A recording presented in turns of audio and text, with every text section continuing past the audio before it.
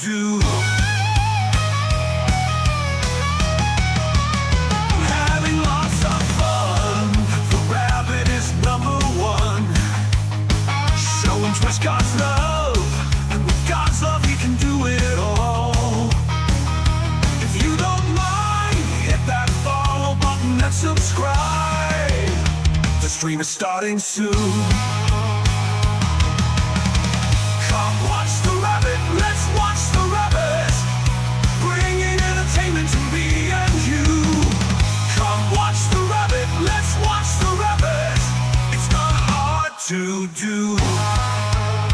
Get ready because the stream is starting now.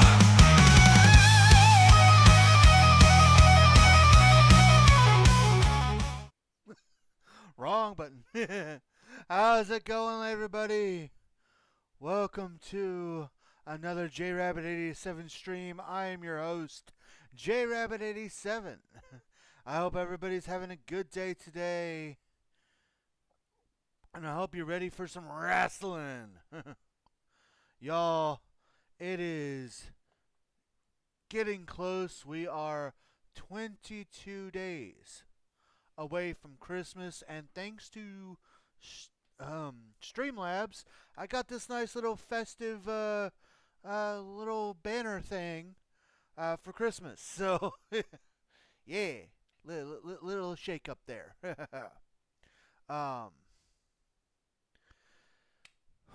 We've got a great show for you guys today. Oh man, I've been so excited. We are just coming off of Biohazard, our big event. Our next big event will be our version of the Survivor Series War Games. And tonight starts the build up for that. But of course, before we get into the build up and into the card and all the announcements and everything, let's get our commands done.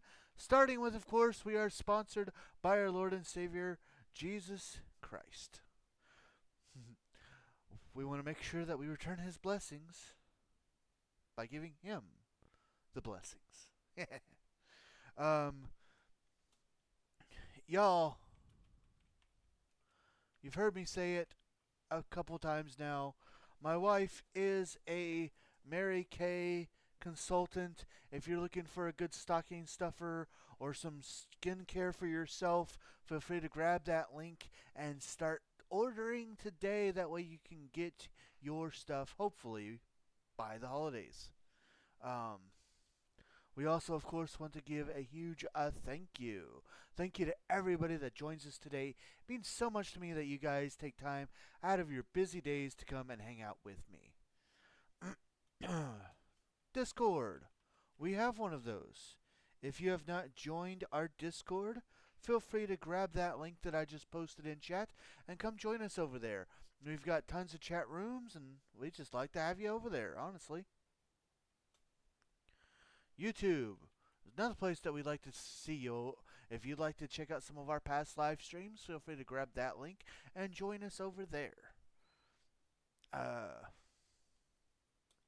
If full-fledged videos aren't quite your thing, then you can grab that link and join us over on TikTok, where I've been making highlight videos, and I actually uploaded 4 more ones, so you can go check those out now. Well, not now, but later.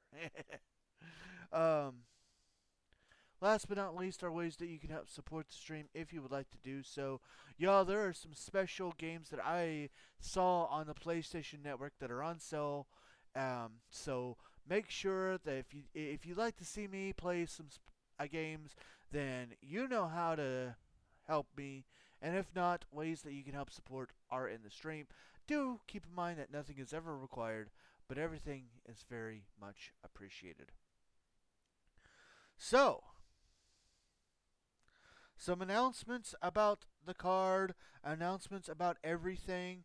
So, if you were with us, you know, as I said earlier, next or this at the this month, hopefully, our next big event will be Survivor Series War Games. The big main event of that, of course, being a 4-on-4 War Games match. Now, the winners of that match will gain the authority position for either Triple H of the Authority or Eric Bischoff of the New World Order. Eric Bischoff, to no one's surprise, has picked his team of 4, being the members of his NWO, the current NWO Men's Tag Team Champions Kevin Nash and Scott Hall, the current NWO Intercontinental Champion Six, and Hollywood Hogan. Triple H, again to most nobody's surprise, has picked himself as well as his other 2 members of his authority, Batista and Randy Orton. Now, he said the 4th guy we were going to get to meet, we were going to get introduced to the 4th guy, and that will actually be in our semi-main event as Six and Hollywood Hogan takes on Triple H and the 4th member of his War Games team. We don't know who that is yet, but we're going to get to find out. Another thing that should be noted is the president of RWF has put his foot down about one thing in particular. Although Eric will get Nash and Hall and get Nash, Hall, and Six as part of his team, he gets them. He's not taking them out of the match. However, Eric's going to have to think about this because these guys are going to have to compete twice. Yes, you heard me right. Kevin Nash and Scott Hall still have to defend the NWO Men's Tag Team Championships, and Six still has to defend the NWO Intercontinental Championship at Survivor Series. We are going to find out who they will be facing off tonight. Also, our main event of the evening. Y'all, this is epic. If you were with us for Biohazard, Kurt Angle put his United States title on the line against the Macho Man Randy Savage, and Randy Savage won by countout. Now, if you know anything about the champion's advantage, that means that, unfortunately, although Randy Savage won the match, he did not win the title. As unfortunately, champion's advantage means that the title cannot change via disqualification or countout. Well, he impressed Kurt Angle so much and gained Kurt Angle's respect that Angle has actually requested that Randy Savage get another title shot right here tonight. And the president of RWF has heard that, and he has agreed tonight's main event will be Kurt Angle defending the RWF United States Championship against the Macho Man Randy Savage in an Extreme Rules match. So, with that, we are actually starting the show off with a bit of a difference. You see, we have the Women's Tag Team Championships, we have a war of momentum for them, and we have a war of momentum for the Men's Tag Team Championships. Well, the president has decided that instead of having a Men's Tag Team Championship war of momentum, we are actually going to do a war of momentum over the 2 teams that will face off in War Games. And how we're going to do that is 2 members of the NWO will fight 2 members of the Authority, and then later on in the night we will get a second match where 2 members of the NWO will face 2 members of the Authority. I already said that later tonight we will be getting the Six and Hollywood Hogan versus Triple H and that mystery partner of his, the reveal of the 4th member. Well, tonight we start off the show with Kevin Nash and Scott Hall, the Men's Tag Team Champions, versus the other 2 members of the Authority, Randy Orton and Batista. Immediately after that, we have a 8 woman over the top rope battle royal to crown a new number one contender for the Women's European Championship. Immediately following that, we have an 8-man over the top rope battle royal to determine the new number one contender for the Intercontinental Championship. After that, we have 4 of the best women's tag teams competing to find out who's going to be the next number one contenders for the RWF Women's Tag Team Championships.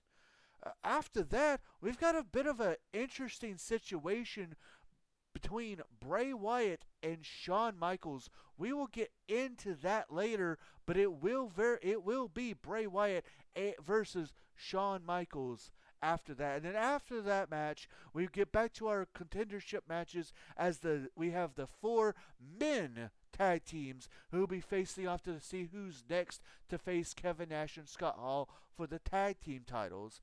After that, we have another 8-woman over the top rope battle royal to determine the number one contender for the women's championship. Then we have an 8-man battle over the top rope battle royal to see who Stone Cold will defend the heavyweight championship against next.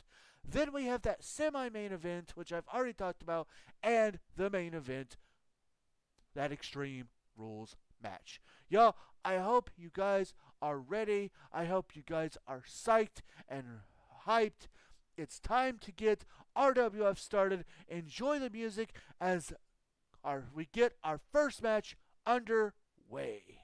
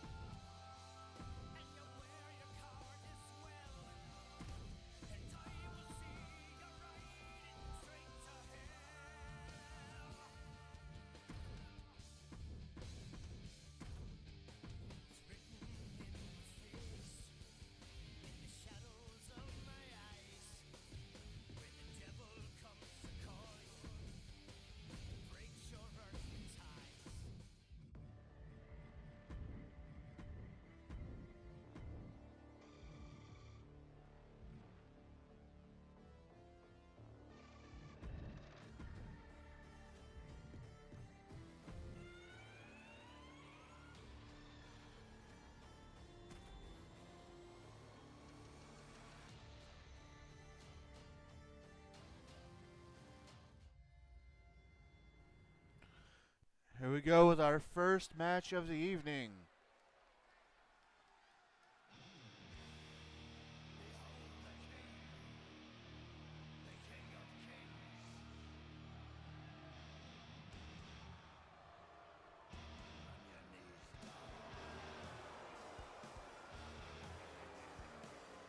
The following contest is a tag team match set for one fall.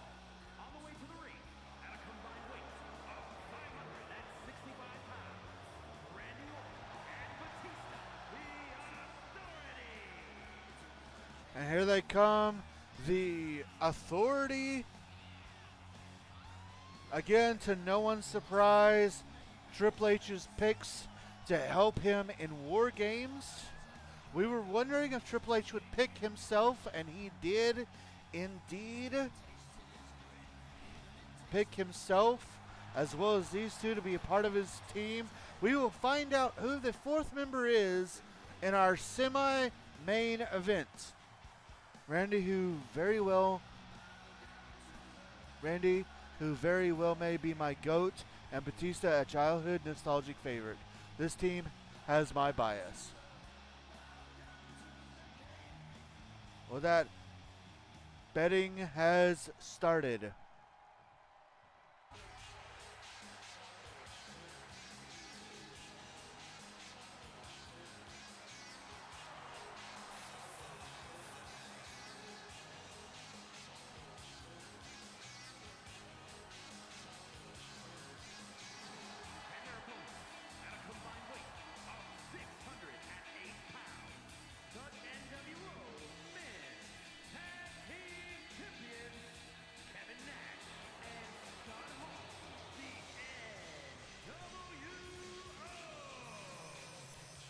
Here comes the NWO again, to no one's surprise.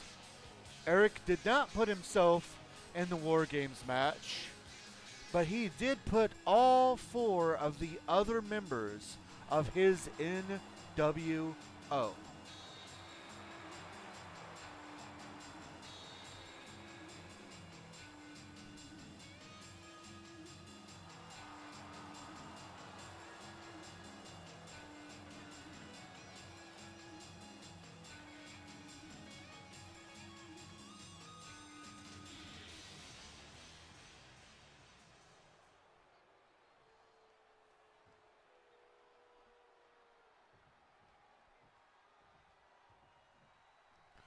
And this match about to get started. Big Kevin Nash and Randy Orton starting things out. Remember that this is also, again, RWF Tag Team Rules, which basically means that although 2 people have to be in the ring and you do have to tag in and out, there is no disqualification. There is no countouts or rope breaks. And you can win either pinning or submitting your person in the ring or knocking them out, which can happen anywhere in the arena. And this, of course, will also be to determine the war of momentum over the 2 teams that will face off in that big War Games match. The biggest question of the night, of course, is who has Triple H gotten to be the 4th member of his team? We know that there's several people that have had their issues with the NWO. People like Humberto Carrillo and Stone Cold Steve Austin, as well as the Street Profits. This match would have been really good and could have made a fantastic story in real life. Thank you. If you guys have any clues as of to what you think, if you think you know who the 4th member is, you can make your guesses at any point in time. You don't have to. Just something fun to think about. Who you guys think it would be. And we know Triple H has had many friends and people, stablemates in the past. Of course, if you want to look at the original Authority, there's a pinfall attempt. If you want to look at the original Authority, could we possibly see the return of Corporate Kane? Or even Seth Rollins? Could he reignite with Shawn Michaels? I don't know how that's going to go, considering what I'm going to talk about involving Shawn Michaels and Bray Wyatt later tonight, but it very well could be.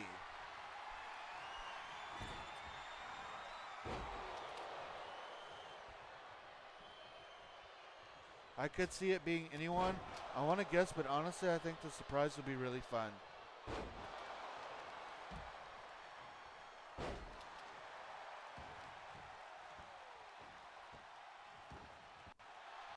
And of course, this is just me going off of people that Triple H has been friends with and stuff. There's no telling. He could, but for the heck of it, I'll throw in Seth Rollins. He could choose somebody he's had wars with, like The Undertaker.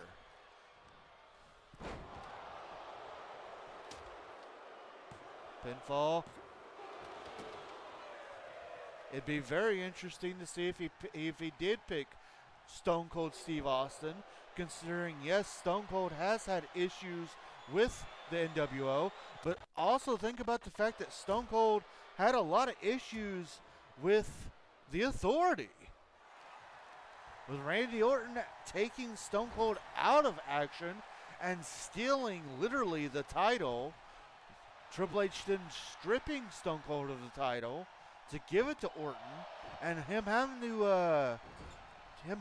to re-get the title from Orton. So if he did choose Stone Cold, how in the world would that even work? You got me trying to remember every alliance Triple H has ever had. This is fun already. I'm also trying to like limit it to people who are on the game. Because I could talk about like Road Dogg and Triple H. Well, the fact that, you know, even Six at one point in time was a member of D-Generation X. Could Six defect from the NWO?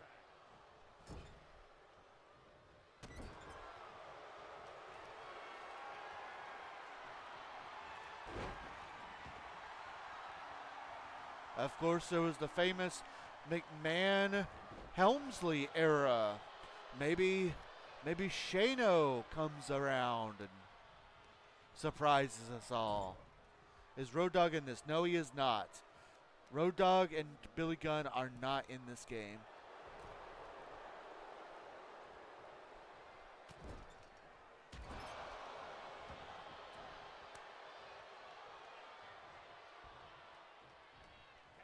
Boo.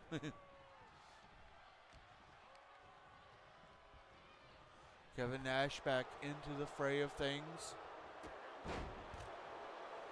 Nice dropkick by Randy Orton.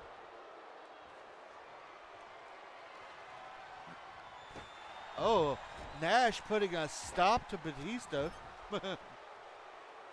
I guess I understand Billy because he's in AEW, but that stinks about Road Dogg. Yeah.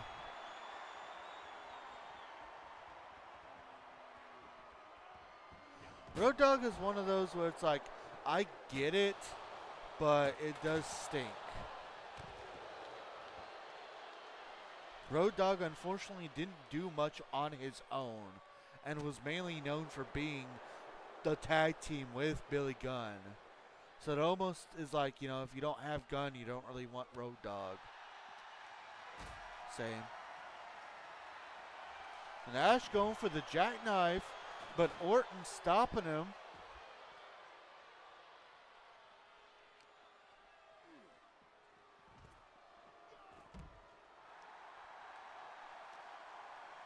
And this is only one of 10 matches that we have for you tonight.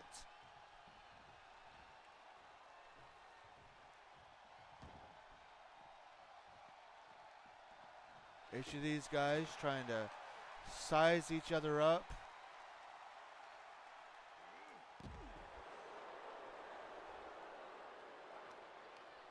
And although Nash and Hall are the current men's tag team champions, this match has nothing to do with the titles. It is all personal. That reminds me of Billy and Chuck, which reminds me of Chuck and had his motorcycle gimmick. I actually really enjoyed playing as him on the older video games with that good times, good memories. Reminds me, not you. Dang, talk to text. You're good, Bruta. I know what you're talking about. And yeah.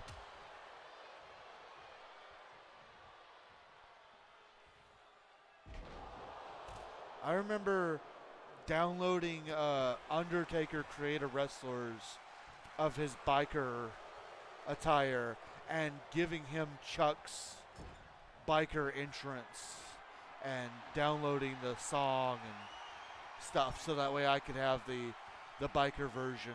And again, Nash goes for the jackknife, but Orton reverses it. Tried to get a cover there, but only a 1 count.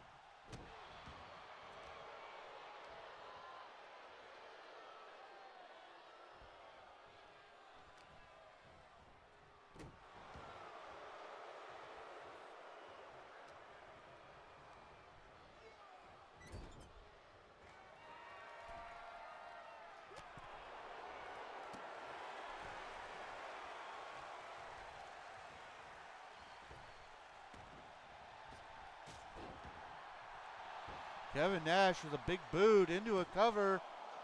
Only a 1 count.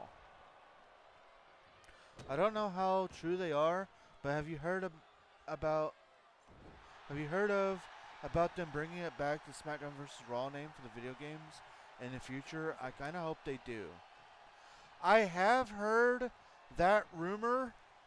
I've also heard a bunch of people are like really wanting it. Oh, and there's the knockout. Here are your winners, Scott Hall and Kevin Nash, the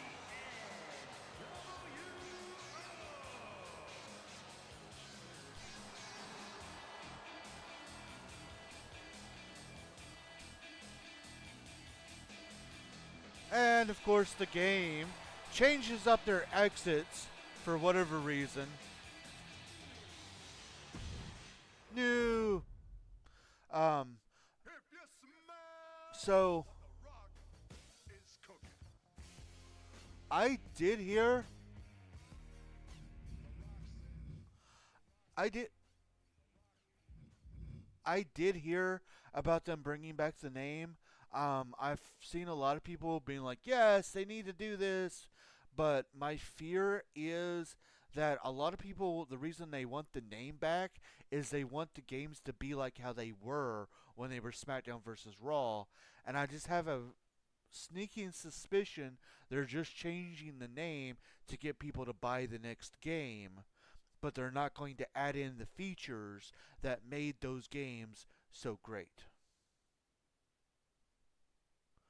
That is my biggest, like the road to WrestleMania, and stuff like that. That's my biggest fear. But yeah, NWO. Moving away from that, NWO getting the first point in the war of momentum, getting a solid victory against the Authority. We will get to see in our semi-main event the other members of the NWO, Hollywood Hogan and Syxx, versus Triple H and the mystery fourth member of Team Authority later tonight. I could definitely see that happening to where they just change the name and nothing else, but for me, I guess I wouldn't mind. Fair.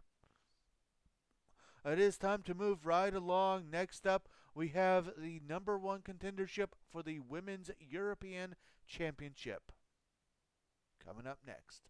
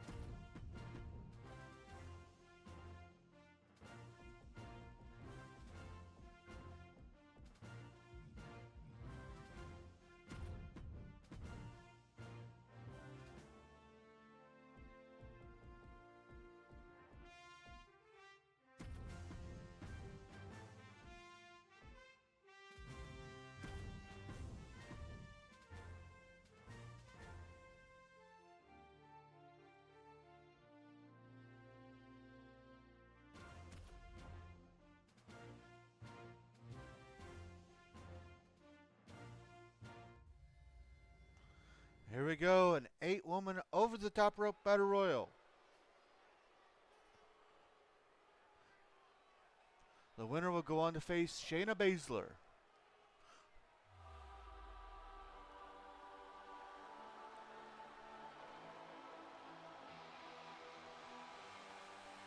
The following contest is an 8-woman battle royal. Making her way to the ring from San Jose, California, Bayley. And yes, my friends, you are not just seeing things. Bailey has decided she doesn't want to be a bad guy anymore. She's brought back the Bailey buddies. She's brought back the hugger. Bailey says she's completely through with damage control. She's done with that. And she just wants to hug the world and take it by storm.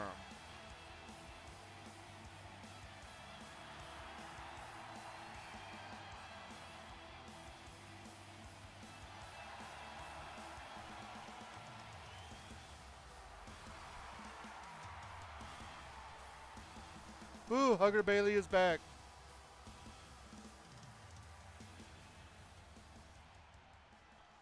Betting will be posted as the last female enters to the ring. And representing Chase University from Pittsburgh, Pennsylvania, Thea Hale. Here comes Thea Hale, looking to make Andre Chase proud here tonight.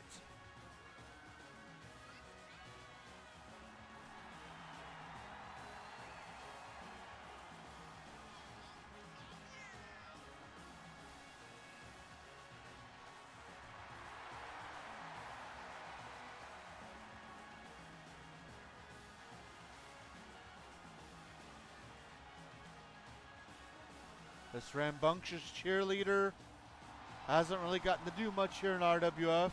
Looking to make her big mark here tonight.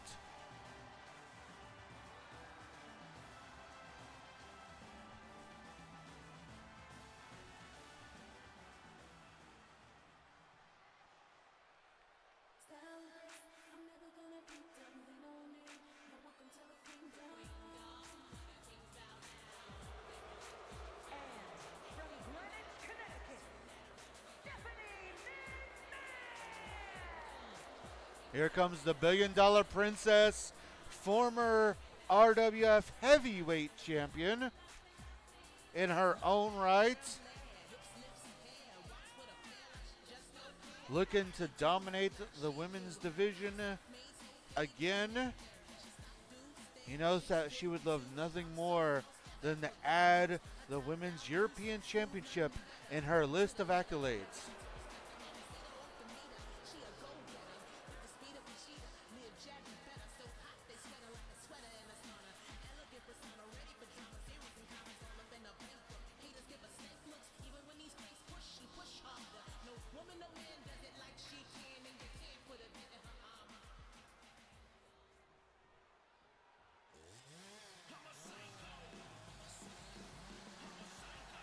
Looks like a bit of the Authority's fingerprints will be on this match with the inclusion of Steph. You got that right.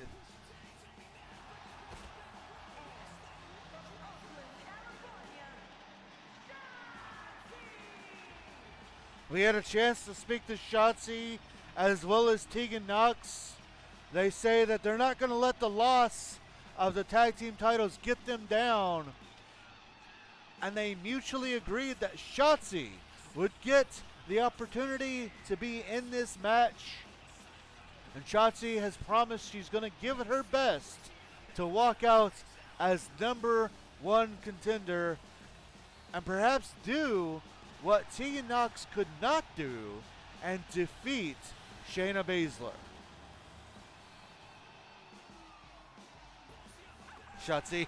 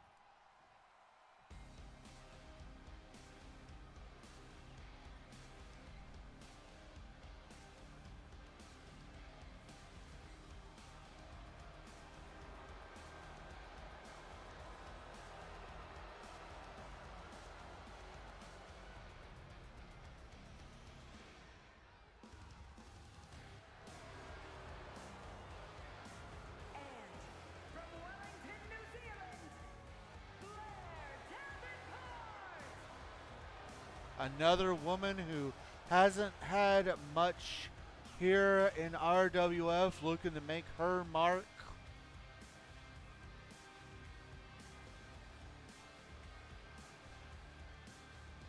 Says that it's time that RWF recognizes her.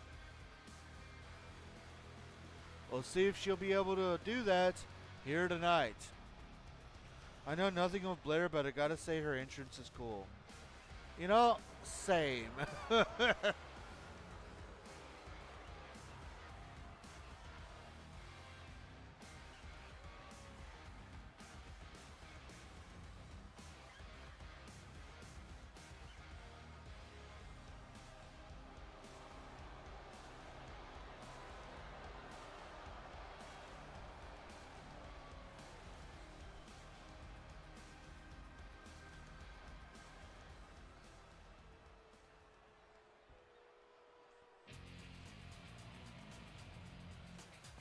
Oh, WWE legend here. And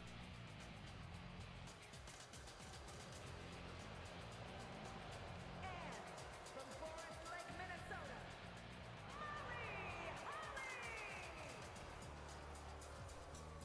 Molly Holly coming here to RWF. One of the greats in the WWE, especially during the Ruthless Aggression era.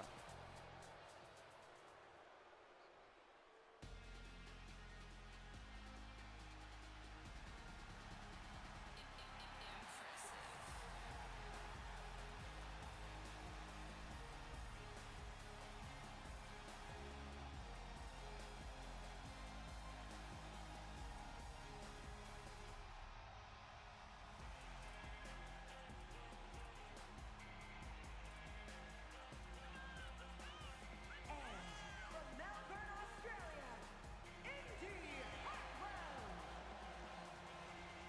Indy Hartwell. Hartwell coming again to just another woman wanting to make her mark. She hasn't really had a great chance to do much here in RWF. Each of these women wants to make their mark, and Indy says it's time for a little bit of indie wrestling.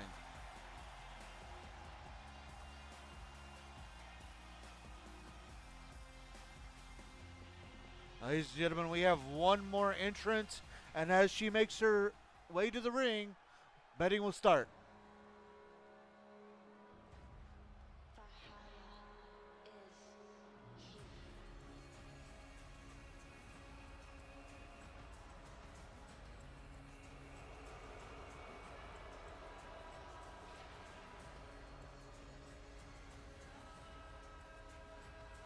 And their opponent, representing the Viking Raiders, Oh, Valhalla is here, Skull. And with the arrival of Valhalla, betting is now up for these 8 women. Is this Valhalla's time to shine? We know that she's had a little bit of issues with Thea Hale. We'll see if those two go immediately at it.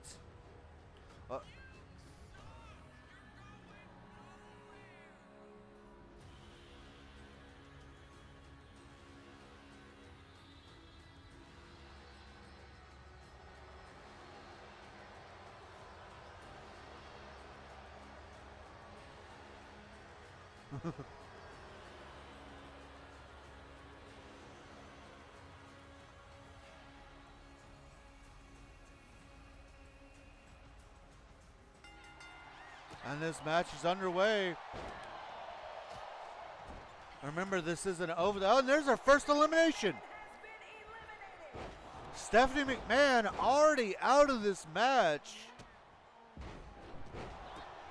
Surprising twist of events. Former RWF heavyweight champion. Maybe that's why. She's had her chance.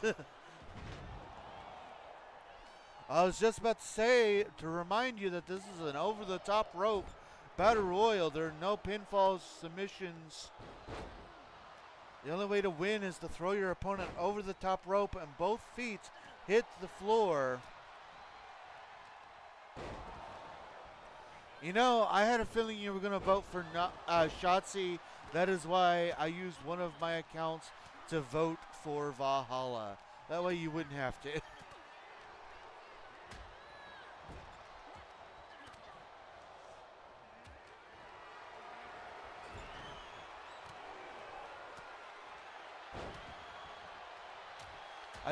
I still just can't get over the fact out of all of the women to be eliminated and that quickly, Stephanie McMahon being the first one. Fair. I was wanting to vote for her too.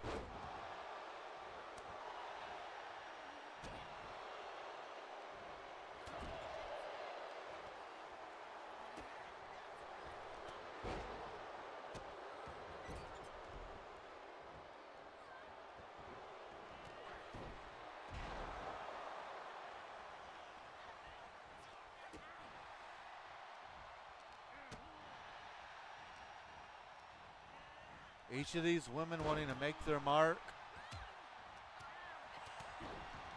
And you know, the current champion, Shayna Baszler, is going to be watching this match very intently.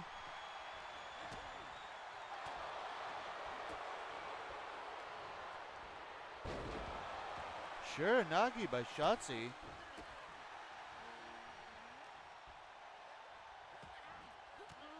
I'll have to let Amanda know her Destiny 2 is installed. Hey, welcome in, T. Ooh, a piece of candy. Ooh, a piece of candy.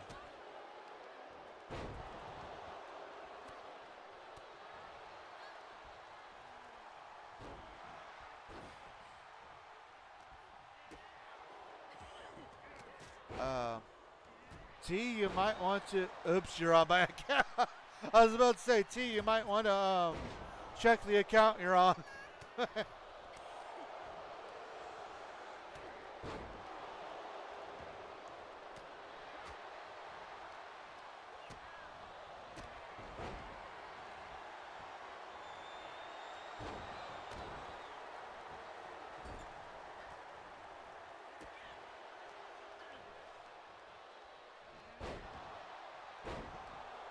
Big moves here by each woman. Each one just trying to do as much damage as they can and make it easier to throw them out over the top rope.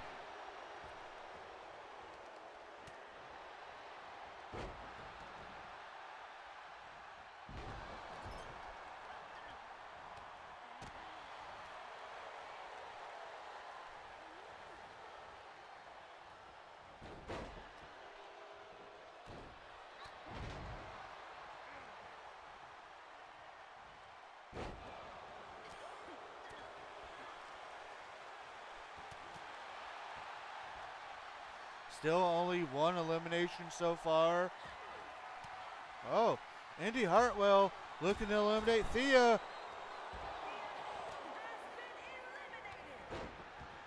Two eliminations so far. Thea Hall will have to go back to Chase U, a loser tonight. And there it goes. Oh no, Shotzi has been eliminated. No!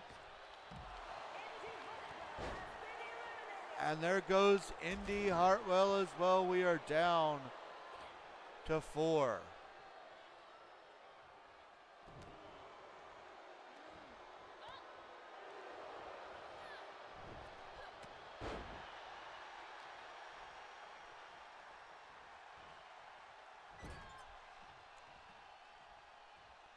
And now Molly Holly trying to eliminate Bailey.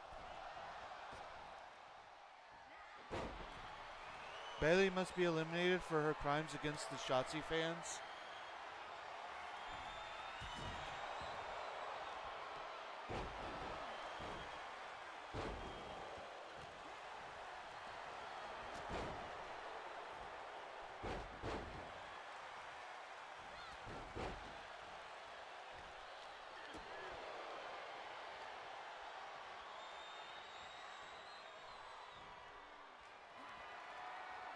And Valhalla might be looking.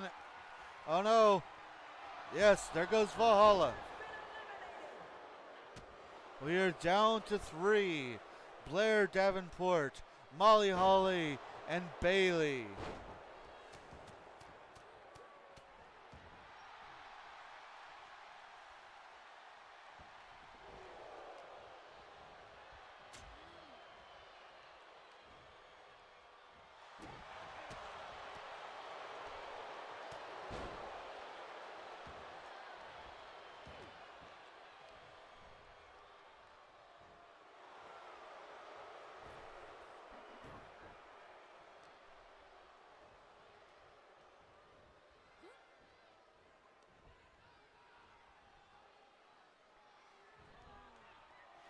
Oh, trying to go for a double team, but Blair Davenport reversed.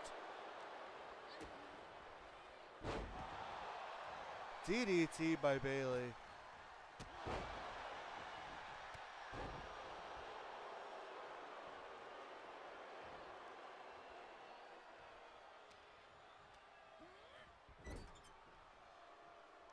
Molly Holly.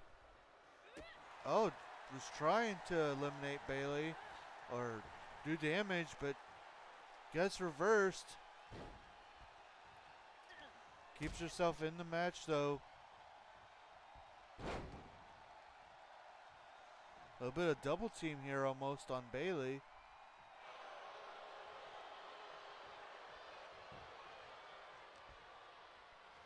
Molly Holly going after Blair Davenport now. Trying to eliminate Blair.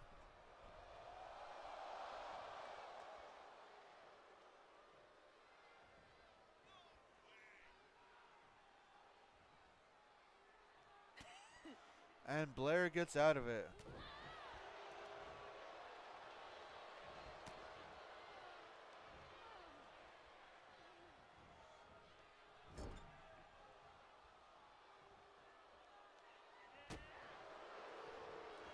Massive kick.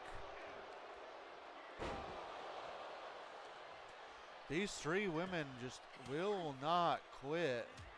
Ooh, piece of candy. Ooh, piece of candy. There we go.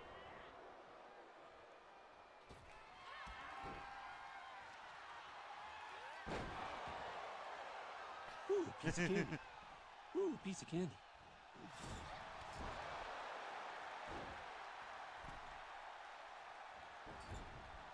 Sorry about that, T.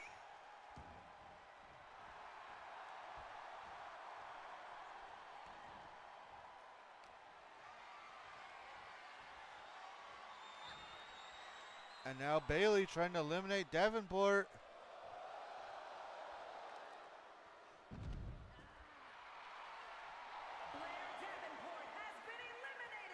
And it's down to 2. I should make us a shared account for that device, so no matter who uses it, it fits.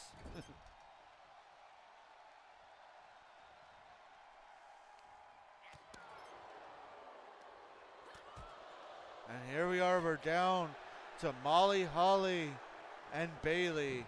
Come on, Molly, don't let Bailey win.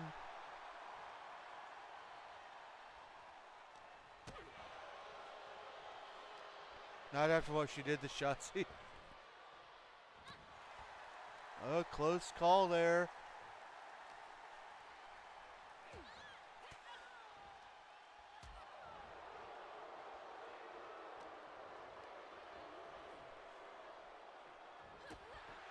Another close call for Bailey, but she stays in this match. And there it is.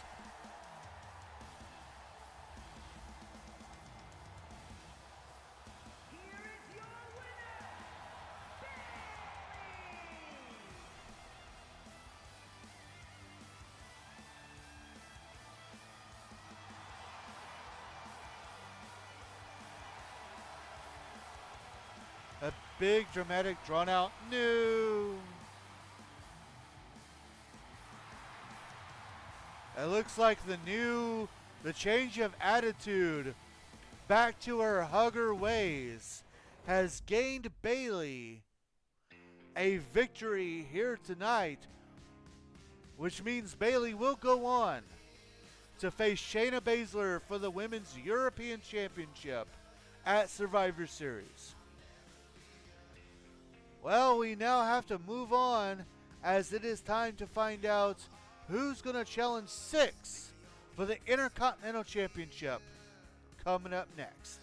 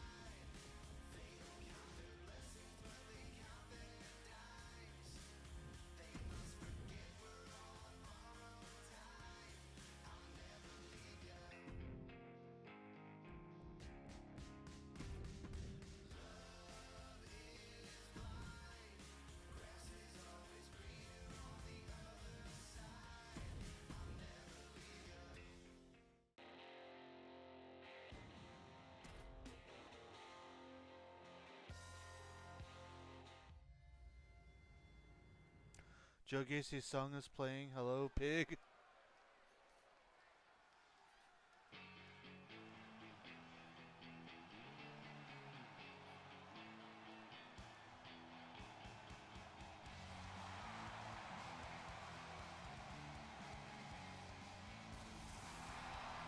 The following contest is an 8-man battle royal.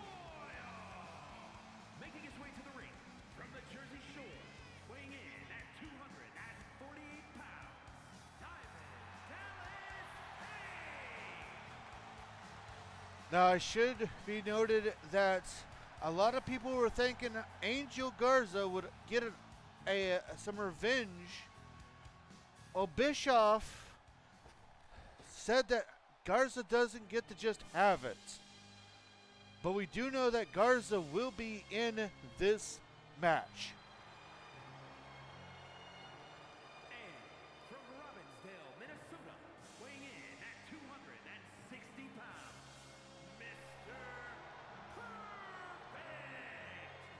I need to watch more DDP matches from WCW, just not sure which ones. I unfortunately cannot help you there.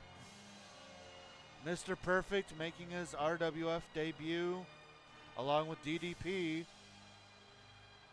Of course, out of all 8 men, Angel Garza has probably the biggest right to challenge Six, but he will have to earn it per Eric Bischoff. Oh yeah, Mr. Perfect, quite possibly my favorite wrestler from his era.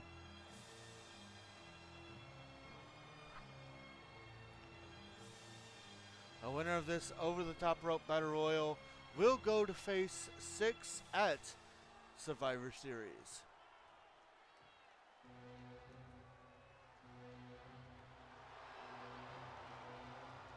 And representing Imperium from South Tyrol, Italy, weighing in at 220 pounds, Giovanni Vinci.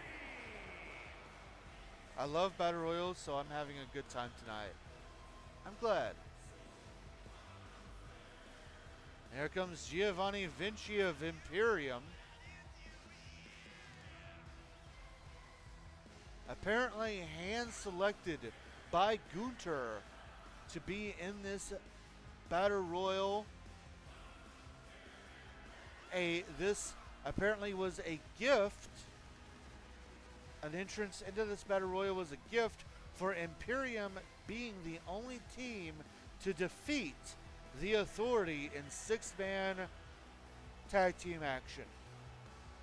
Gunther was asked to pick one of his teammates, and for reasons unknown, he picked Giovanni Vinci to represent Imperium here tonight. Giovanni Vinci, I could see him joining up with the D'Angelo family. Fair.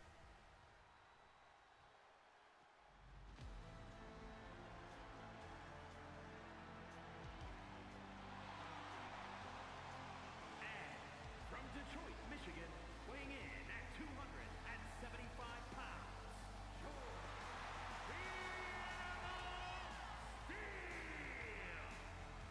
WWE legend George the Animal Steel. A bit of a wild card. Looking to make an impact. Says he's going to treat himself to a turnbuckle snack when he wins here tonight.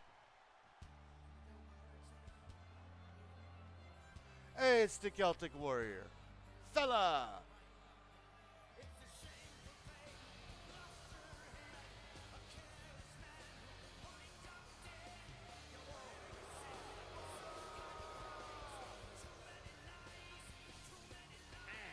from Dublin, Ireland, weighing in at 267 pounds, the Celtic Warrior,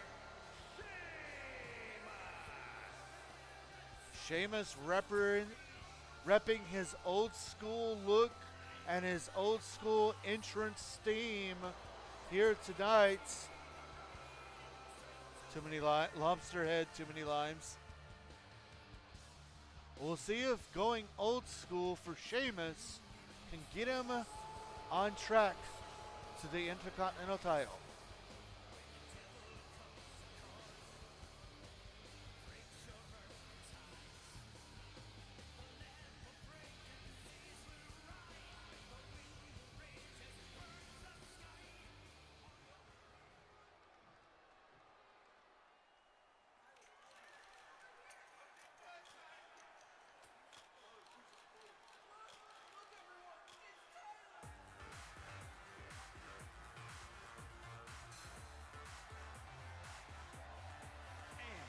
from seasonal residencies, weighing in at 212 pounds,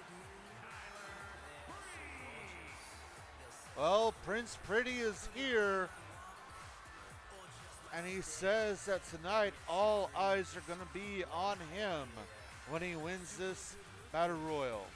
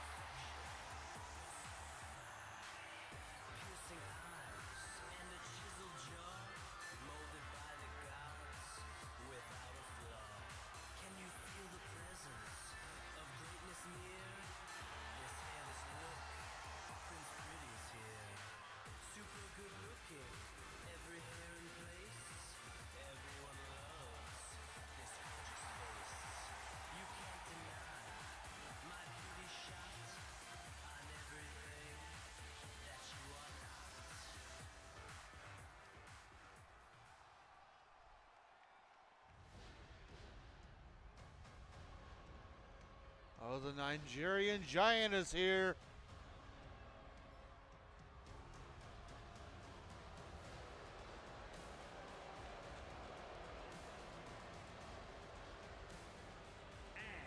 from Lagos, Nigeria, weighing in at 400 pounds, the Nigerian Giant,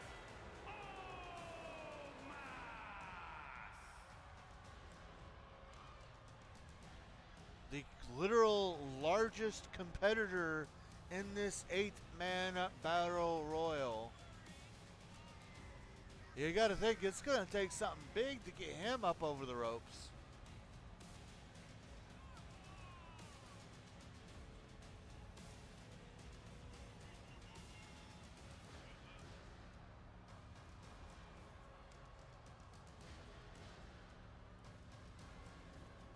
Will this be his night? And they could pour a little 6. I know 6 ain't exactly the best guy around, but just think about if he'd had to go against this giant of a man.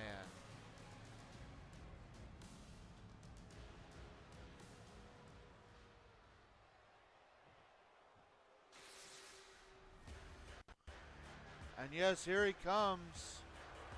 The man looking to avenge his friend.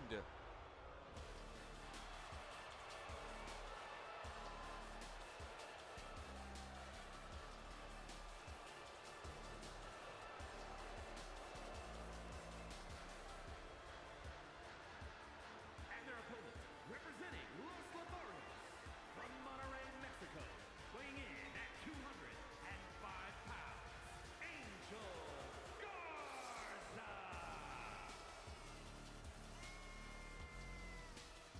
Angel Garza looking to avenge his friend Humberto Carrillo.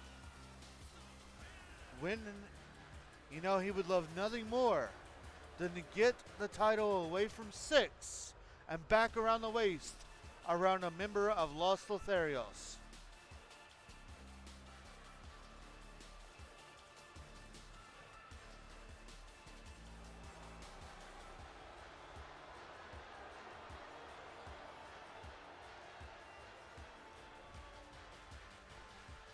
He interfered in the match against Humberto and 6. Despite that, 6 still is champion.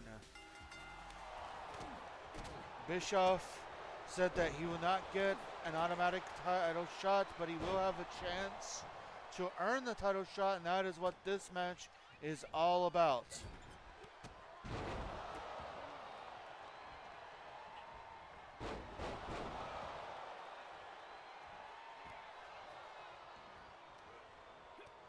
And just a reminder, yes, you have heard me correctly.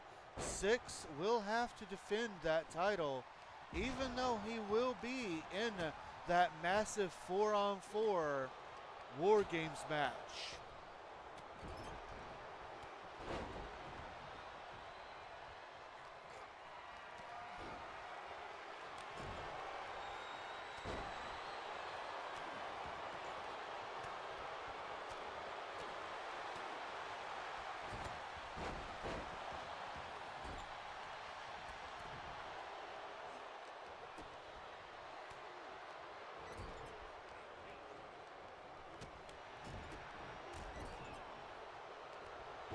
Each man trying to do as much. I'm going to go with a wild card here. Angel, fair enough. And George still just biting Sheamus there.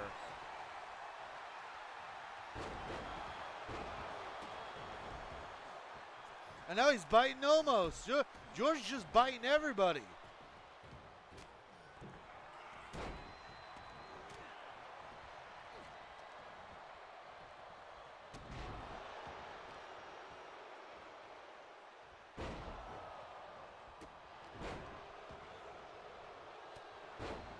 DDP, the master of the diamond cutter.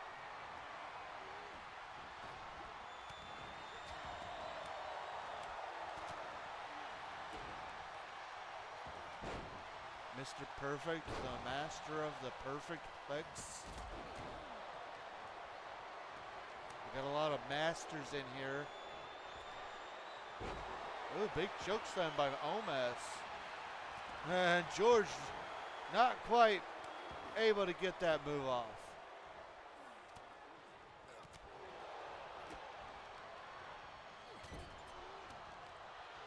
Oh, forward slam.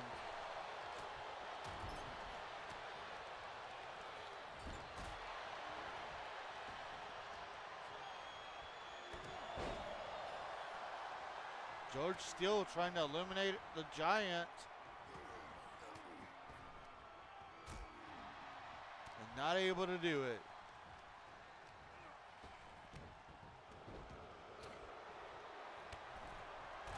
Oh.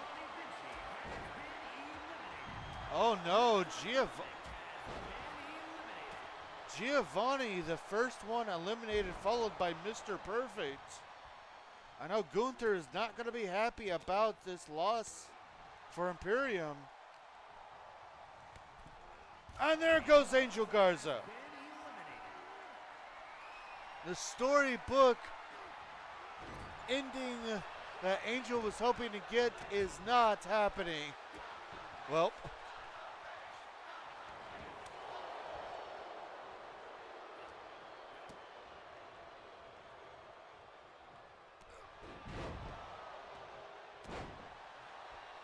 be interesting if Diamond Dallas Page ends up winning this. He is no stranger to the very, very takeover-y nature of the NWO.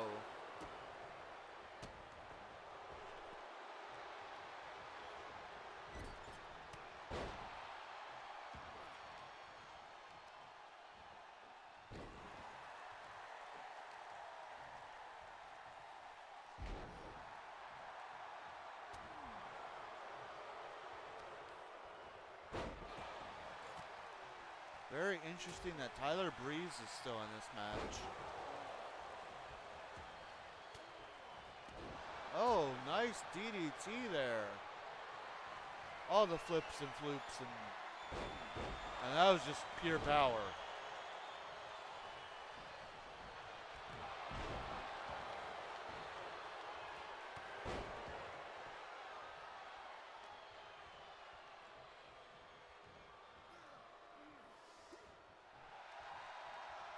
It's hard to remember Tyler Breeze looks like that now. I know, right? Honestly, the only reason I keep forgetting and wondering who that is in the match. You know, the only reason he's even on this game is because of a deal that Xavier Woods made with WWE getting to use, or the fact that he's part of Up, Up, Down, Down, which is a WWE produced thing with him and Xavier Woods.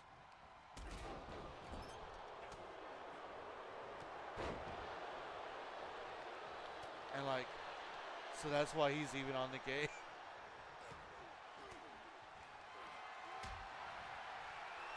I thought I'd heard that, but wasn't sure. Well, there goes all my picks. In fact, I think that goes all of our picks. The Celtic Warriors nostalgia trip did not work on this occasion.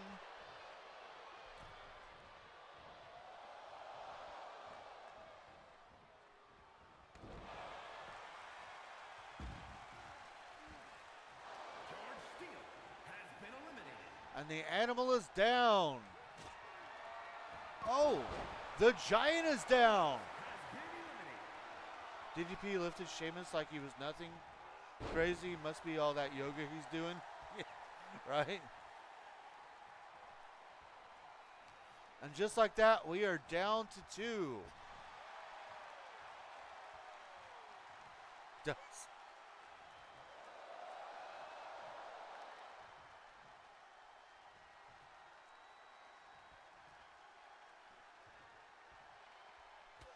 And no, DDP keeps himself alive in this match. Oh, the beauty shot. A breeze to the top rope. Beautiful flying crossbody.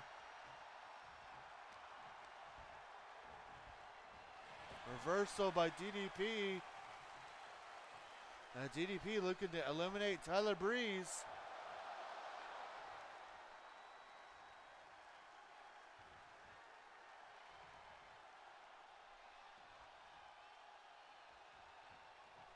And now Breeze able to get out of it.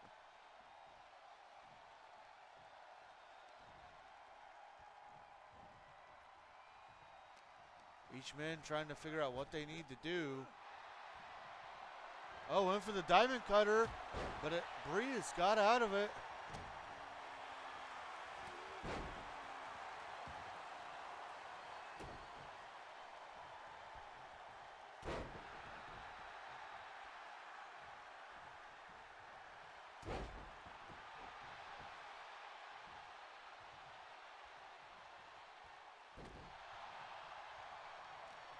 Back and forth action between these two.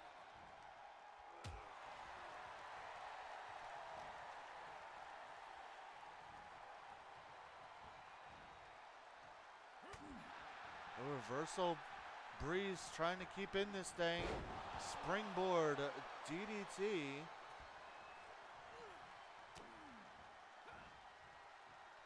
And Breeze going, and he hits the unprettier.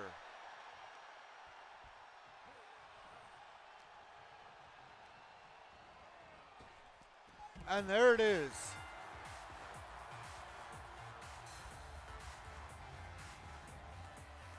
Here is your winner, Tyler Breeze. When you look at me, they are so gorgeous, they'll set you free. Could it be my walk, or just my stare, that makes you freeze when I appear? Tyler Breeze surprising us all. He did say that all eyes would be on him, and indeed, all eyes are on him. Because now he will get to go to Survivor Series. I'm not upset by this. With that song playing, I do have a bit of a unfortunate announcement. We were supposed to see Cody Rhodes in action against both Dudley boys tonight. However, it seems that Cody Rhodes has unfortunately come down with an injury from the tables match against Steve-On at Biohazard. So unfortunately, Cody Rhodes will not be in action tonight. I do apologize about that. But it is time to move on.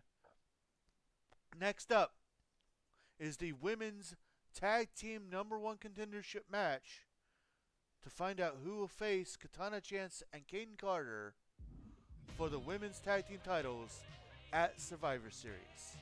Coming up next.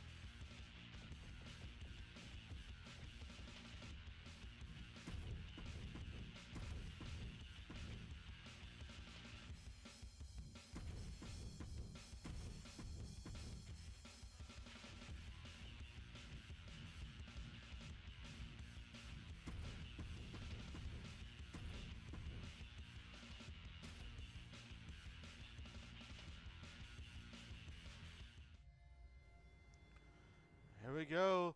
The Fatal 4-Way Tornado Tag Team match.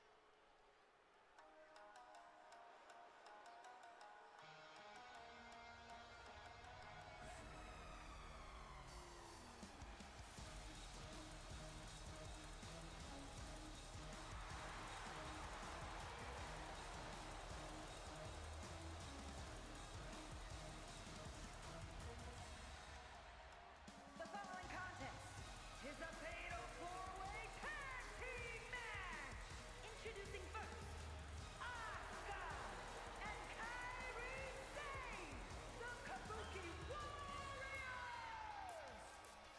Kabuki Warriors were in a bit of a blood feud with the Powerbuff Girls. Although they lost all those times, Bischoff, for reasons he has yet to declare to anybody, has given these two an opportunity here tonight. Perhaps as a way to stop the Powerpuff Girls, who won an opportunity to be in this match and will be in this match as well.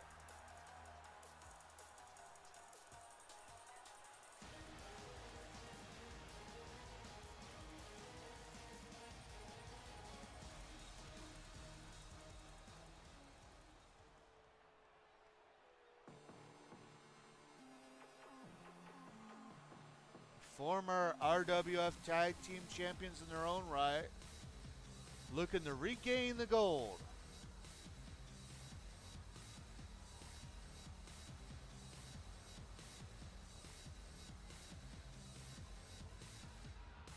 And their opponents, first, Lita and Trish Stratus,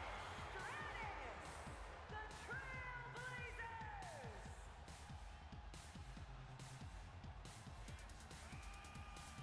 Lita and Trish, the very first ever. Oh wait, no wait, they were. It's my wife. I know where my points are going.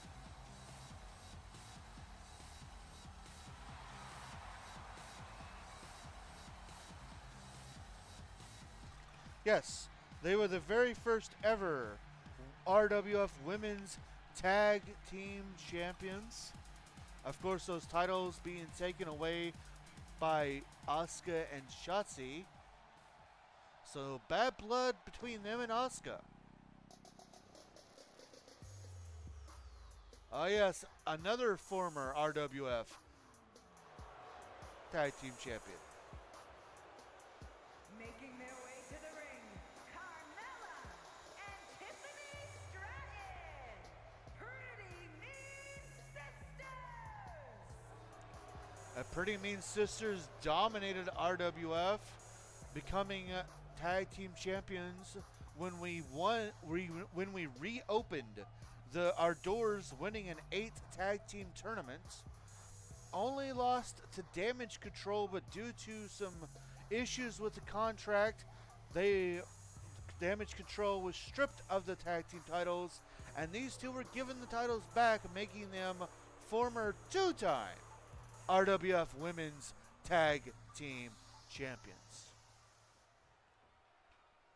And last but not least, the women who earned the right to be in this match. And their opponents, the team of Jade Cargill and Bianca Belair. The Powerbuff Girls having a win over Katana Chance and Kaden Carter already, when they were chosen to be the mystery tag team that the champions would face in the War of Momentum leading up to Biohazard.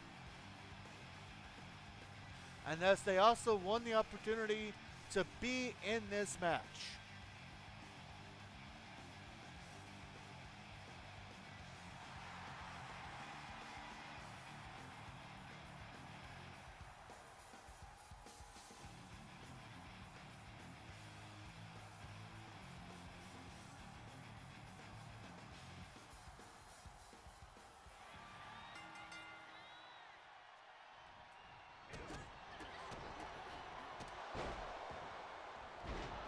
This match is underway. Remember, this is a fatal 4-way tornado tag team match. There are no... Basically, the only difference between this and a regular tag team match is there are no tag ins and outs. The match could still end by pinfall, submission, or knockout, but pinfalls and submissions can happen on the outside of the ring. It is falls count anywhere.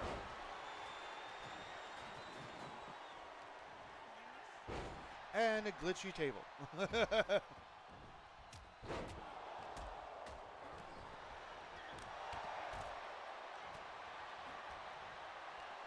No, I was wanting to.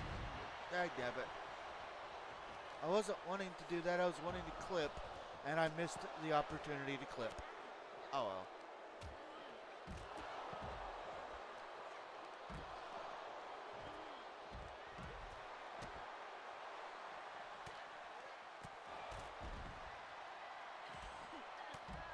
F.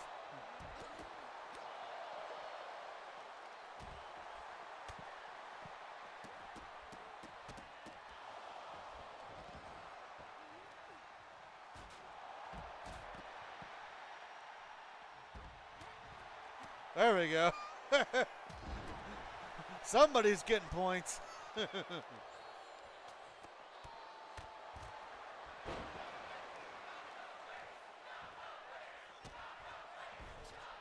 Interesting to note that 2 of these 4 teams are former RWF Women's Tag Team Champions in their own rights.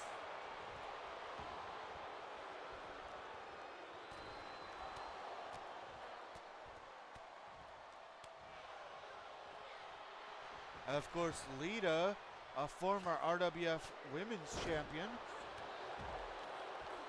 as well as Asuka, a former RWF Women's Champion, and the only woman to date to hold the Women's Championship and Women's Tag Team Championship at the same time.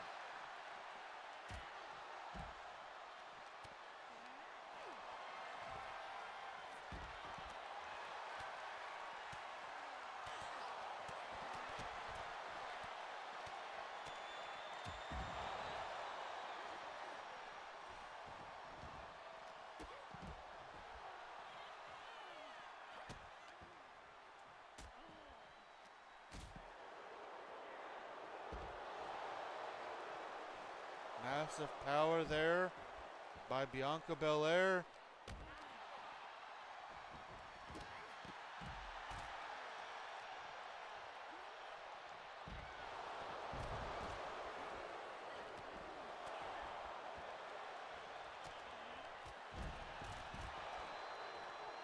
Dive by Lita. These matches are always so hard to call because there's just carnage everywhere.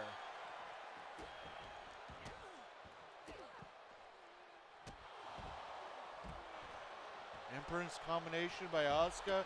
Going for a cover. Kick out at 2.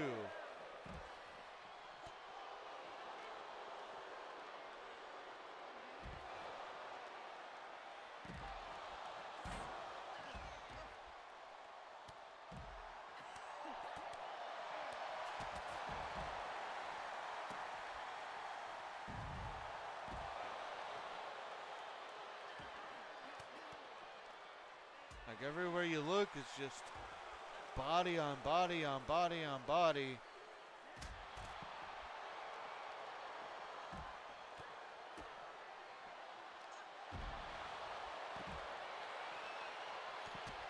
I see a submission hold over there by Carmella.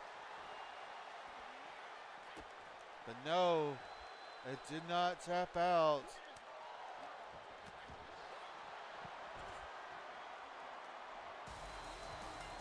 And there's, oh my.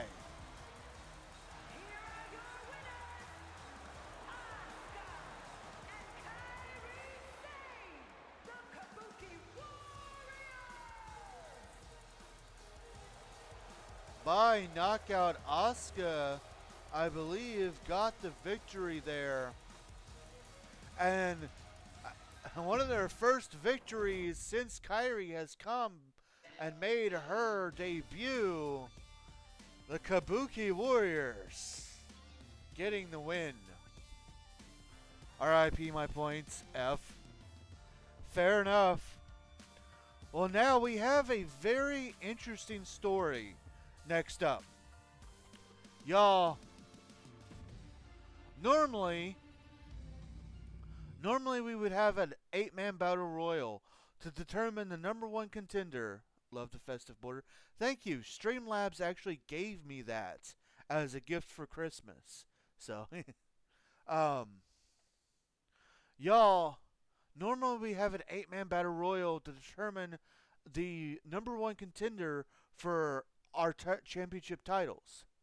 However, in the case of the Pure Honor Championship, we're not this year or this month, or at least not yet, because Shawn Michaels actually has other things that he has to deal with. So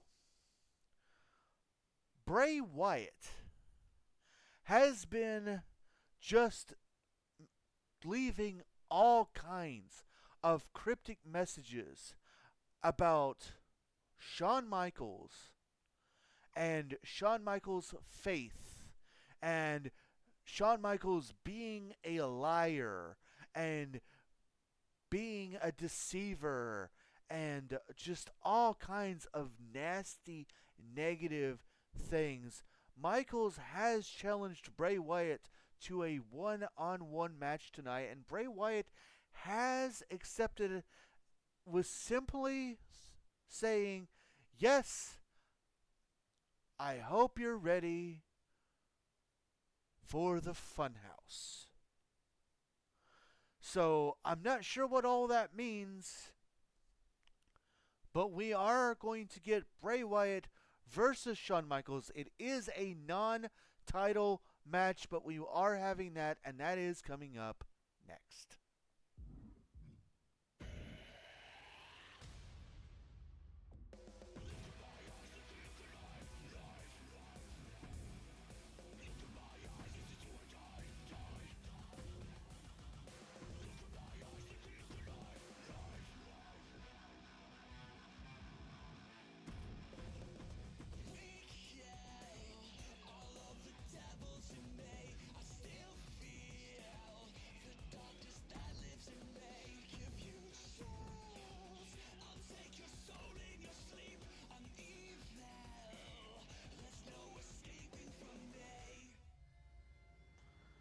Here we go.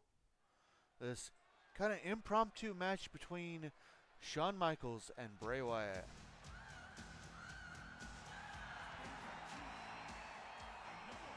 The following contest is scheduled for one fall. Making his way to the ring from San Antonio, Texas, weighing in at 227 pounds, the Pure Honor Champion, the Heartbreak Kid, Shawn Michaels. And here he comes, Shawn Michaels. He is not taking kindly to the words of Bray Wyatt. He says that, yes, at one point in time I was a very nasty man. But I have the faith in my Lord our God, and that has changed me. That's why I am proud to be the Pure Honor Champion.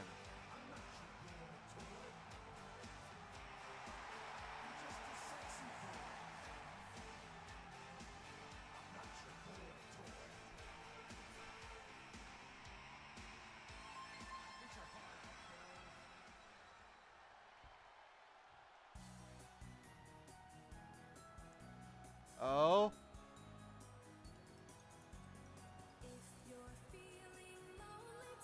Well, he did say prepare for the funhouse.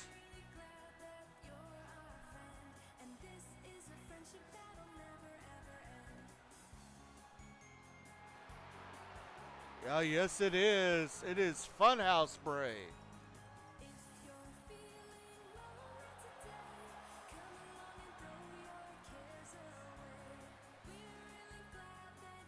And his opponent from parts unknown, weighing in at 285 pounds, Bray Wyatt. Possibly my favorite Bray.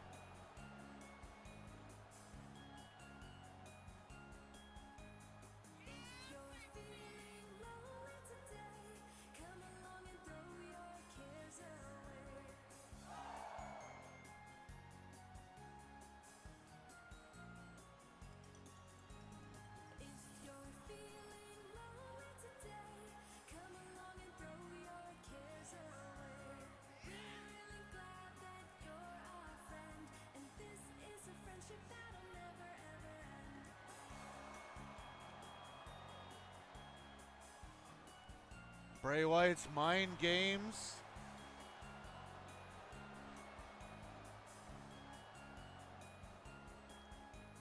Calling out Shawn Michaels' faith. Says that Shawn Michaels is a deceiver. Bo is doing amazing at channeling Bray lately. Yes, he is. I haven't gotten to see the promo from this Monday, but yeah, he is.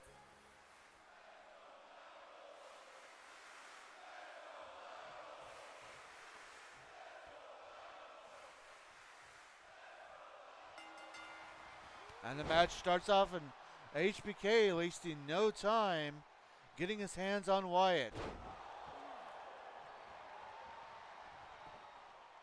Looking for an early victory, but Wyatt kicks out at 1.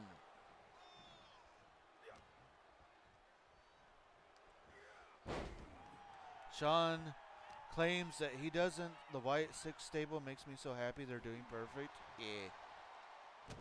Shawn claims that he, Speaking of that, actually, let me direct to the Wyatt 6 for a second.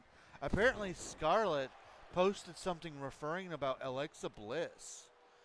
Talking about how, basically saying, you know, her best friend was taken and corrupted by, you know, him. So why is she standing next to him or something like that? Referring to Nikki and Alexa and stuff like that. That's interesting. Shawn Michaels says that he is not going to be quiet about his past. He's done what he's done.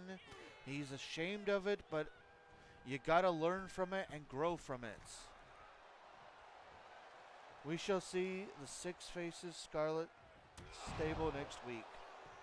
Week, not West. Right?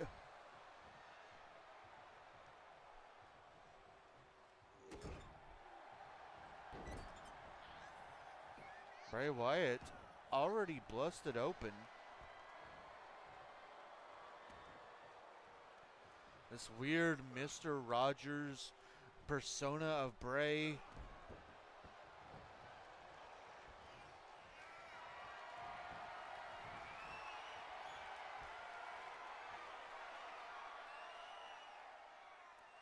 And now he's going for it. Sister Abigail. There's a spider walk.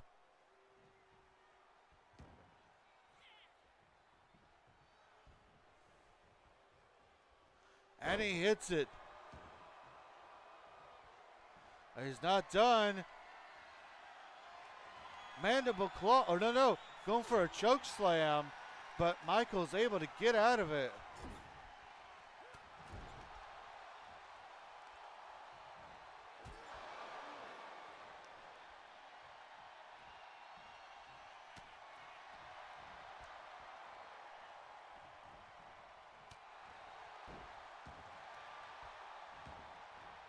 Looking for a cover. And kick out at 1.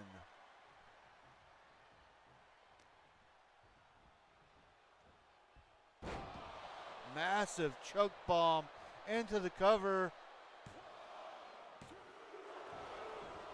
And a kick out.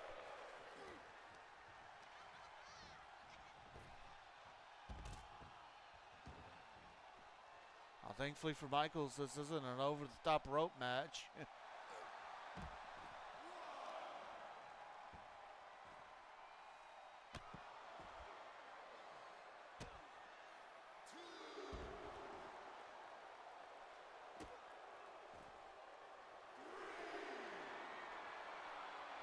Bray Wyatt punishing Shawn Michaels on the outside of the ring here.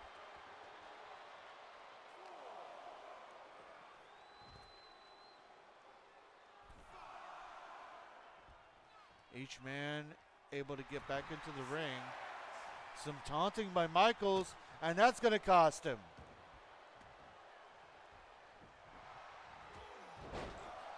A flying forearm, and now Michaels lighting up like fire. Big scoop and a slam.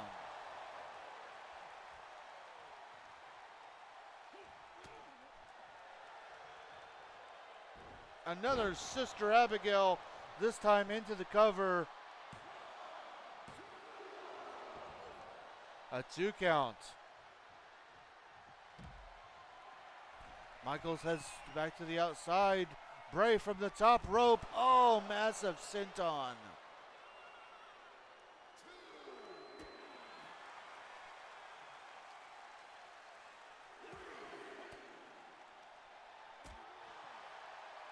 They still continue to fight on the outside of the ring.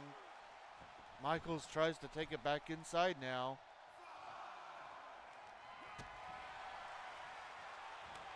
Mandible claw by Wyatt out of nowhere. Went for a pinfall, but Michaels got the rope break.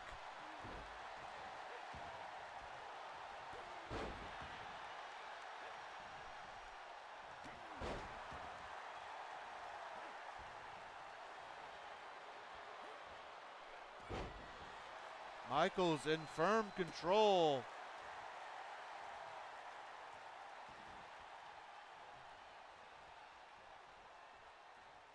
Michaels trying to get himself a little bit of a breather. Another scoop and a slam.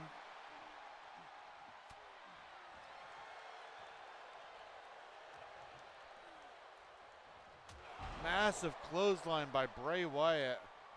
Has taken control of this match.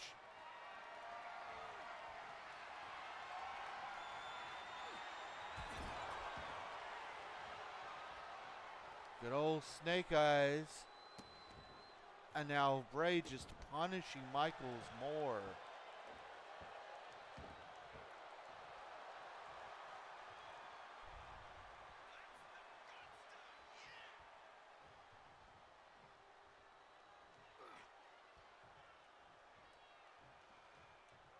More mind games by Wyatt. And a backdrop onto the hardest part of the ring. Sister Abigail out on the floor. And now Bray sizing Michaels up. And again hits a mandible claw, but out here on the floor he can't win by submission or pinfall. I think at this point it's just about punishing Michaels than it is winning.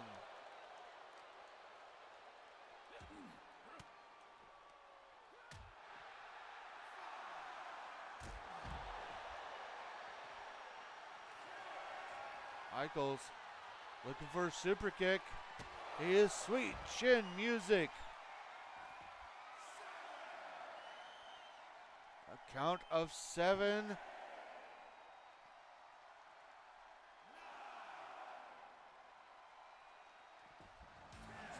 And just in the nick of time.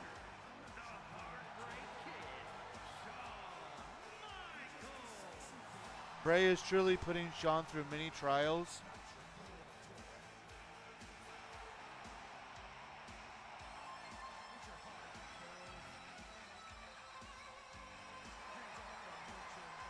And Shawn Michaels, at least for now, at the last second, hashtag faith prevails. Yeah, and this song plays. Oh, Shawn Michaels getting that last bit of breath. And although it's only by countout, Michaels does prevail. Faith comes through. Well, next up, we have the women's fatal, we have the men's fatal 4-way tag team championship. Excuse me. We have the number 1 contendership for the men's tag team championships coming up next.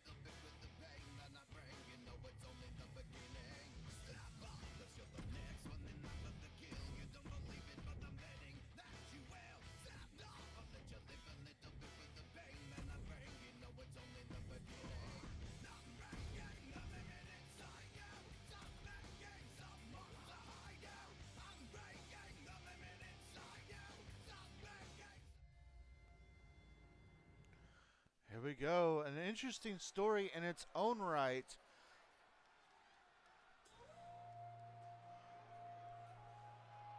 Oh yes, we saw these two fight not too long ago.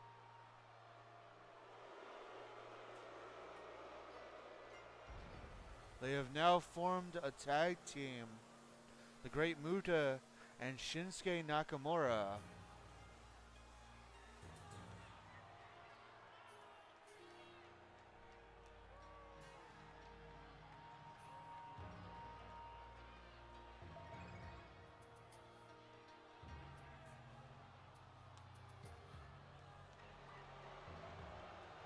The following is a fatal four-way tag team match. Introducing first, at a combined weight of 450 pounds, Shinsuke Nakamura and the Great Muta, the Spitfire Warriors.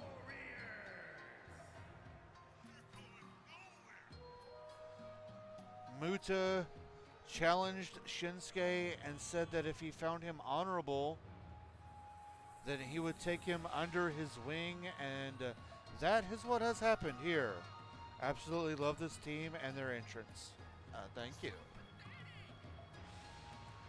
Muta has taken Shinsuke under his wing, and they are calling themselves the Spitfire Warriors.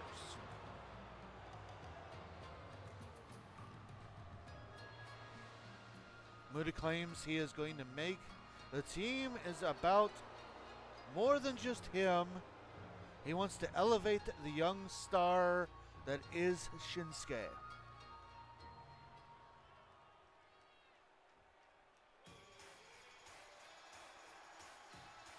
And here come the best friends.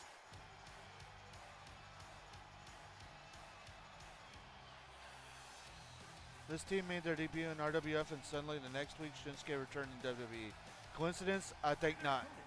First, at a combined weight of 478 pounds, the team of Kevin Owens and Sami Zayn. Former RWF Men's Tag Team Champions. Kevin Owens, a former RWF Heavyweight Champion.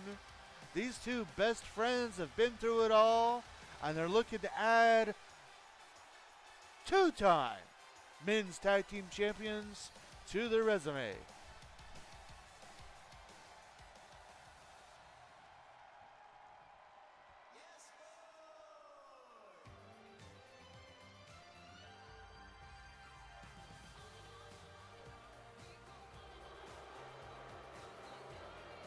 Making their way to the ring at a combined weight of 357 pounds, Elton Prince and Kid Wilson,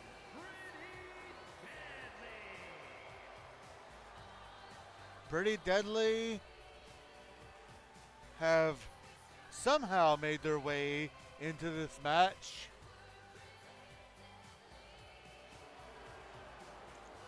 They said that they're going to make the tag team division pretty again.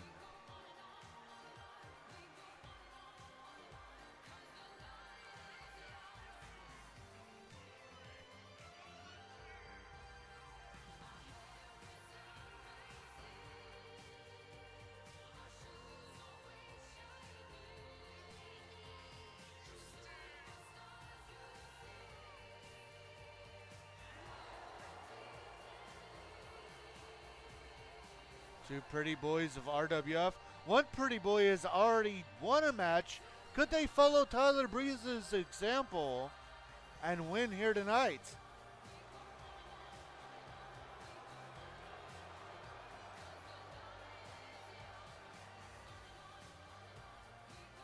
Their song honestly isn't half bad, right?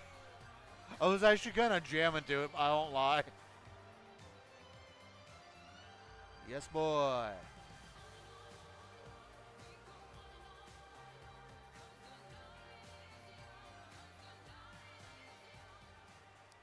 And the last team.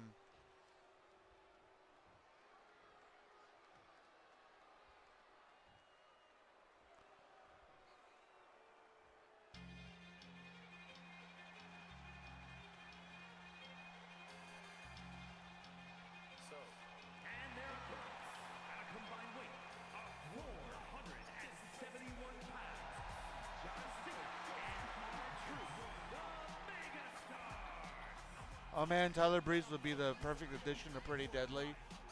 And here's the storybook, if it ever has been storybook. Cena was forced to join the NWO.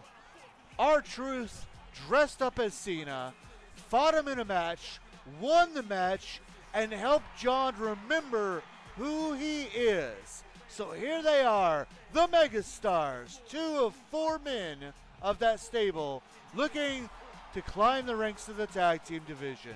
And with that, the betting has started. Who's the last team? I can't see them.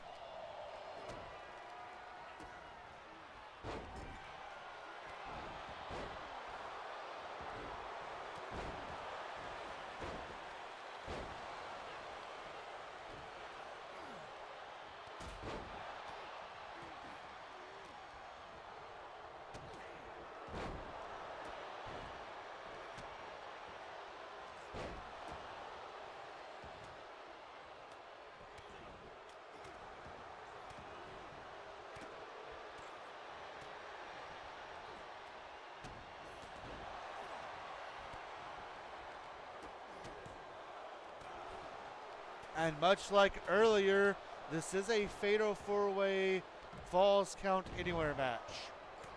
And it can be won by pinfall, submission, or knockout.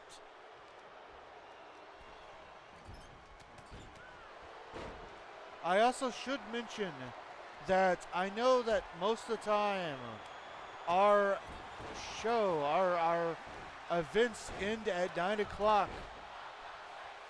That is not the case tonight.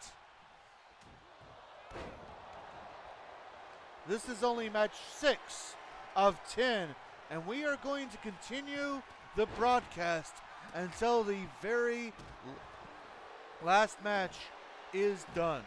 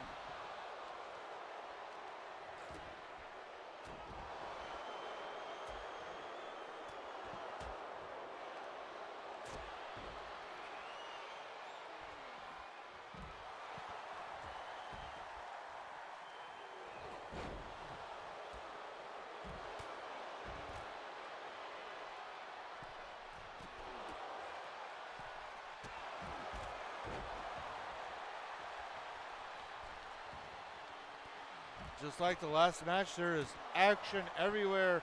Owens with a stunner on Cena. And kick out of 2.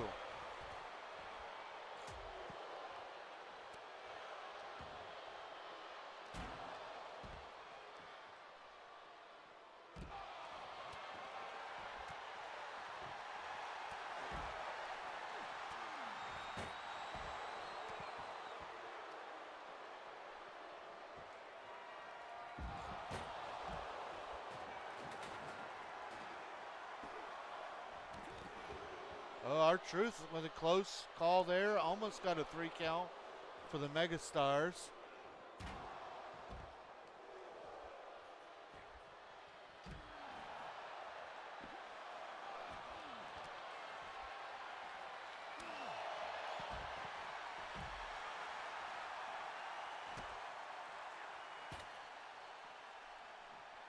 It's just so hard to keep on all the action because there's just so much of it.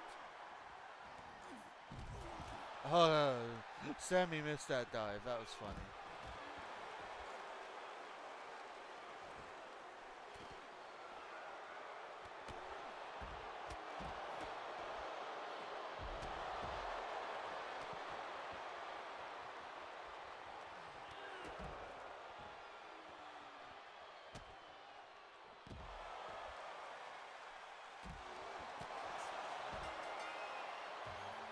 And there's the knockout. Here are your winners, Elton Prince and Kid Wilson. Pretty Deadly.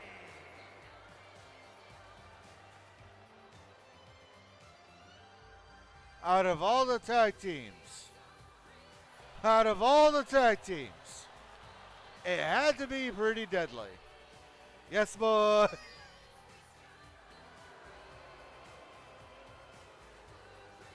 Well, Pretty Deadly gets the win here tonight and will go on to Survivor Series to face Kevin Nash and Scott Hall. Well, coming up next, we return to 8-man Battle Royal action as we find out who will be the next. Hold on, I see something.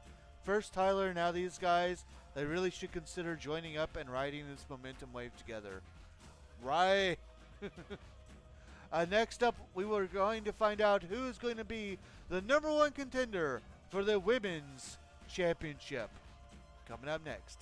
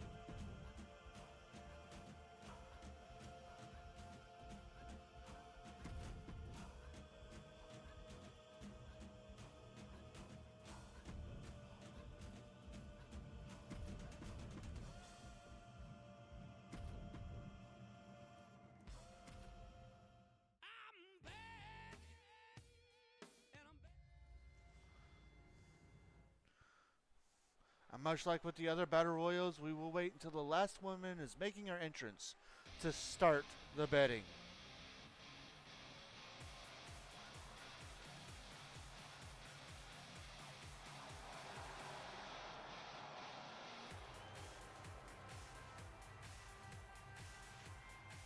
The following contest is an 8-woman battle royal. Making her way to the ring from the Queen City,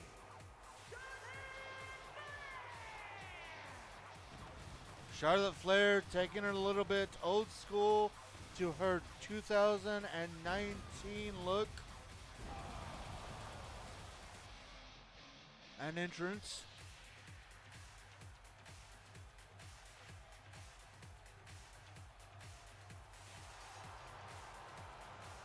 We'll see if the Queen has what it takes to gain her first bit of gold here in RWF. Besides, I believe she was Women's Tag Team Champions. Might have to look that up.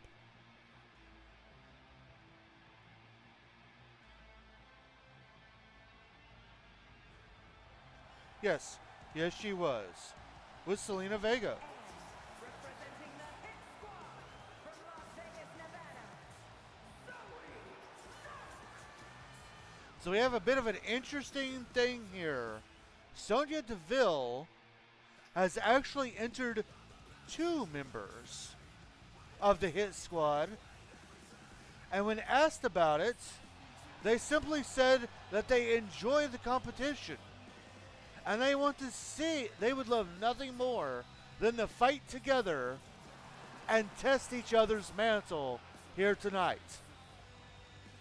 Zoe Stark being the first of the 2 that have been entered, and this woman is the next.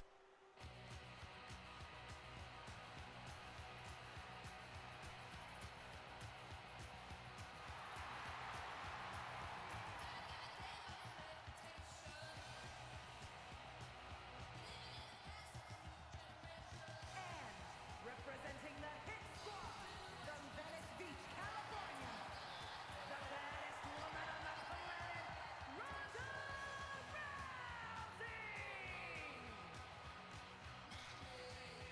Ronda Rousey and Zoe Stark both representing the Hit Squad, and what an interesting story that would be, especially if Shayna Baszler is successful in her title defense. If they were to go on to win the women's title, 2 members of Hit Squad holding singles titles. Something to think about.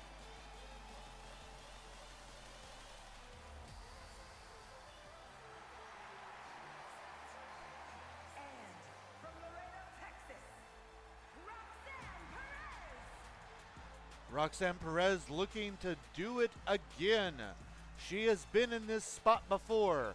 She has won an 8-woman over-the-top rope battle royal, has gained the number 1 contendership for the women's championship, but failed when it came time to challenge for the actual title. She's looking to try her luck again here tonight.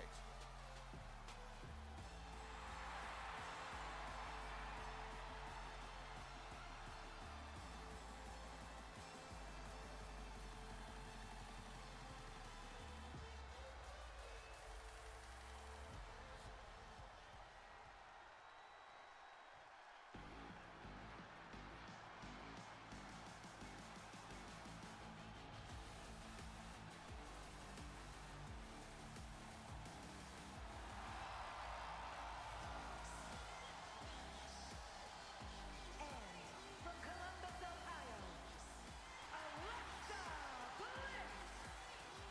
Well, with Lily in hand, Alexa Bliss here looking to get her first championship. Of course, trying to make that first step by winning here tonight.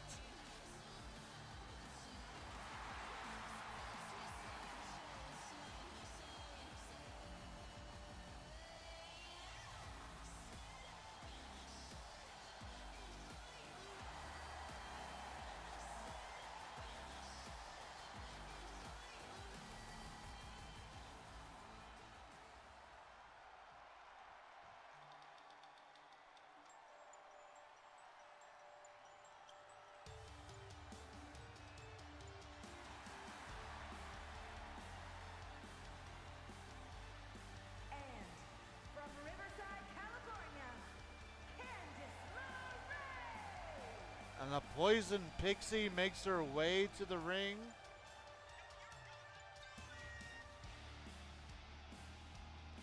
Looking, she says that it's time that she stands out. It's time for her to get what's due. You know, she's been training with her husband, Johnny Gargano. She says she's ready to take it up.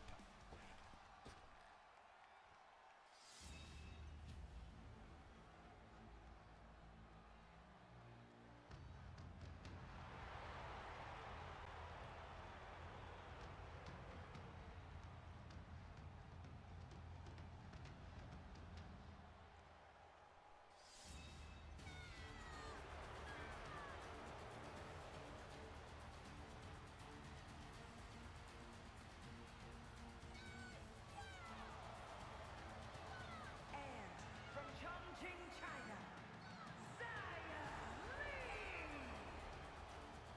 Xia Li. Xia Li, oh, hey, it's the other T, Candice. Xia Li, a woman who has yet to actually make her mark, though she's had several chances to do so. Looking once more to gain that all-important number 1 contendership spot. We'll see if she can do it this time. She has the skills, but she's in there with very fierce competition.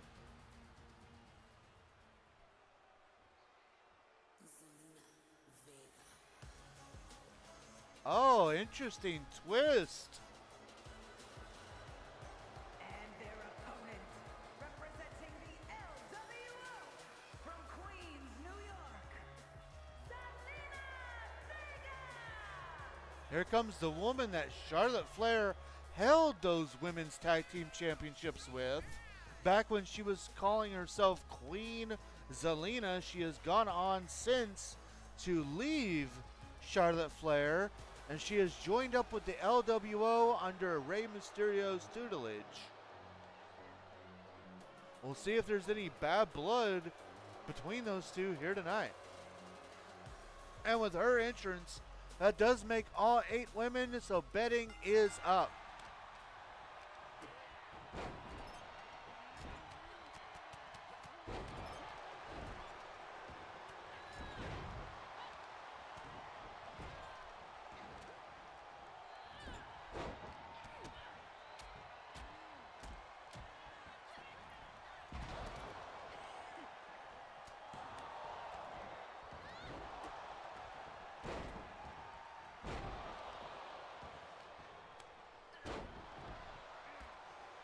This match underway. One of these women will go on to face off against Piper Niven at the Survivor Series.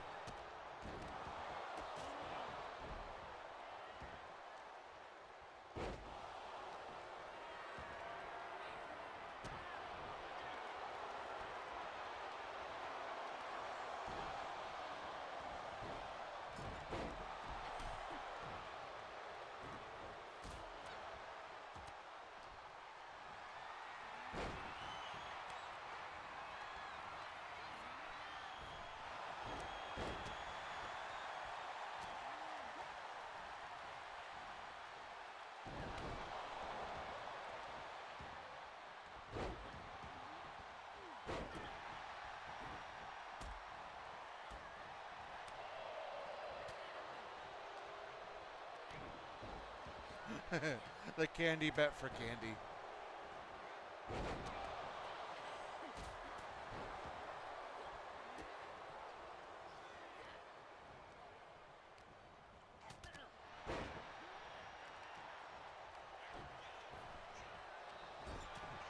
So, in all reality, this match is pretty much 100% random.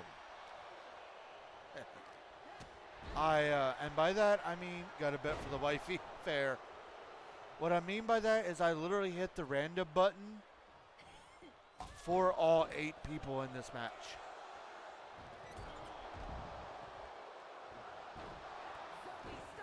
Oh. Interesting. Xia Li did eliminating Zoe Stark, and oh, there went Candice LeRae as well. Boo. I was actually really wanting her to win. I'm not going to, like, all bias and everything, I was really wanting Candice LeRae to win.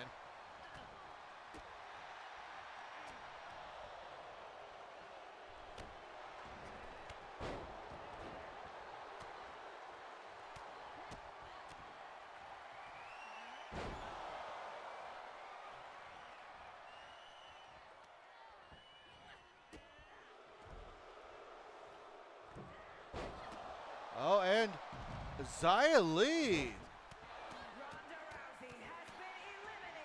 Xia Li eliminating both members of the Hit Squad.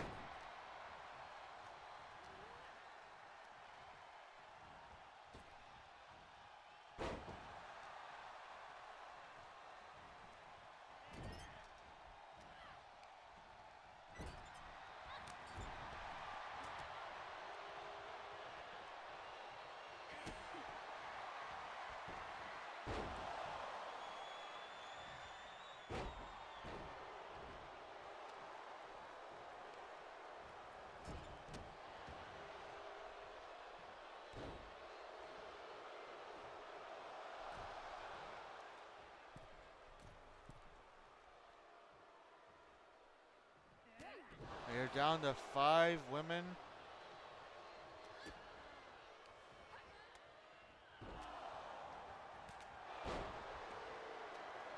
Charlotte Flair with the spear.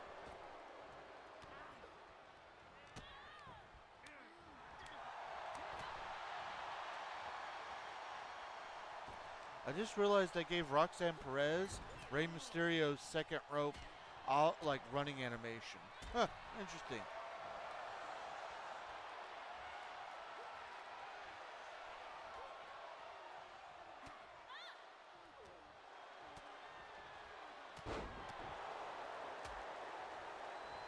kind of hope Roxanne does not.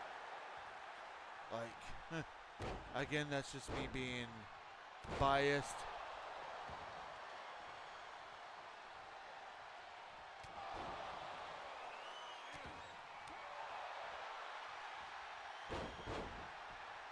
Tilt-a-whirl small package driver.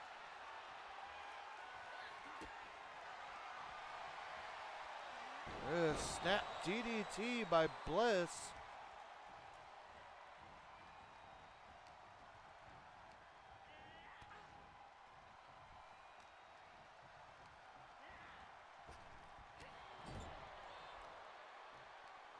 Zaya and Selena Vega just taking a bit of a nap over there. T and I are not fans of Roxanne either.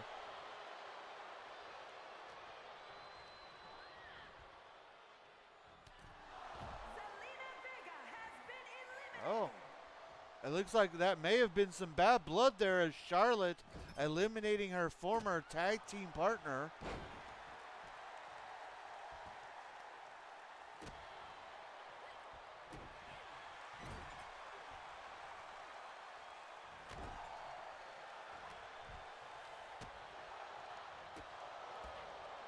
We are down to 4.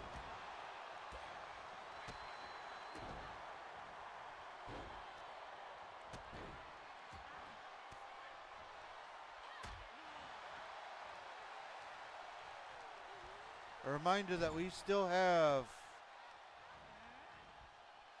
3 more matches. Lee has been eliminated. And Xia Li gone from this match. Once again, not getting the, almost wasting the opportunity, some would say. Natural selection by Charlotte Flair.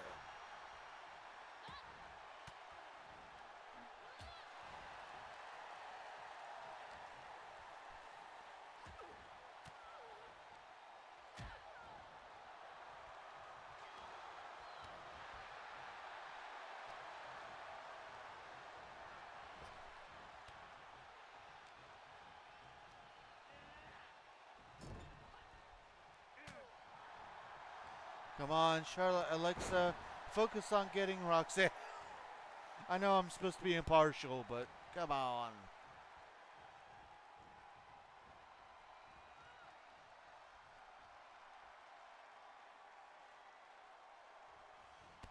And oh, there goes the queen. Charlotte is down to these 2.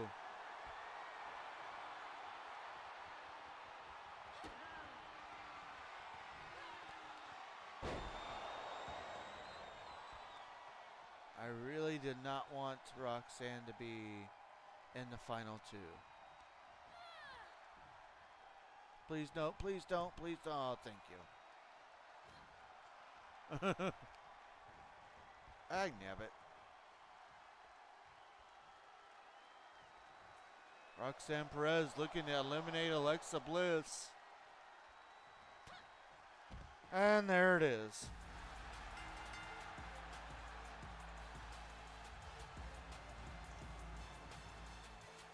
Here is your winner, Roxanne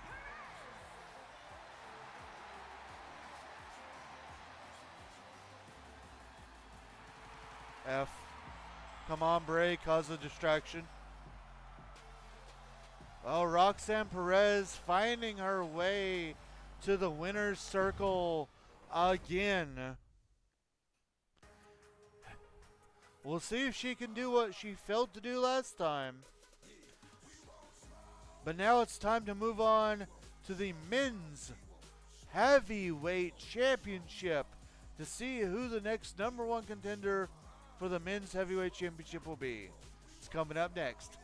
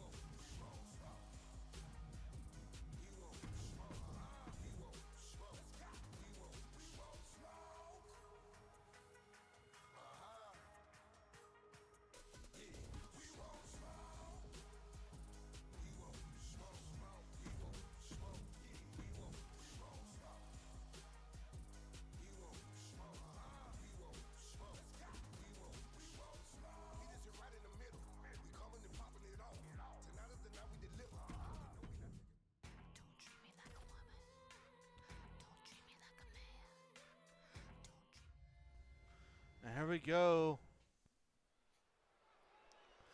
Time to see who's going to face Stone Cold for the RWF Heavyweight Championship.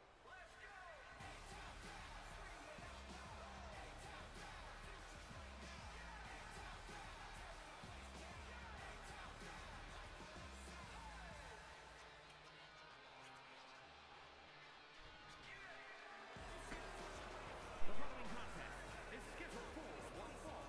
Making his way to the ring from Atlanta, Georgia, weighing in at 220 pounds,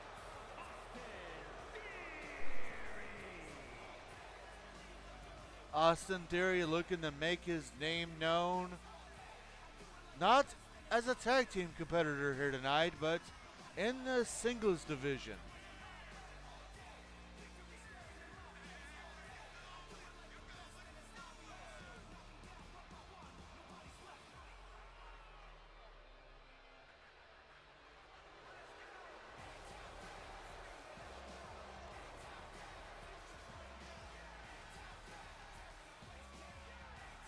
He's got all the tools needed to win here tonight. And just like with all the other 8-man battle royals and 8-woman battle royals, as the last competitor makes their way to the ring, betting will start.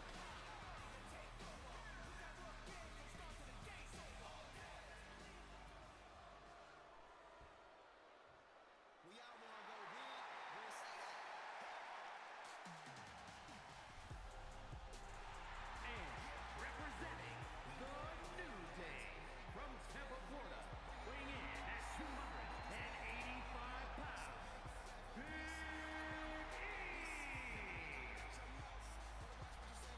Big E. Big E looking to make a splash here tonight. He's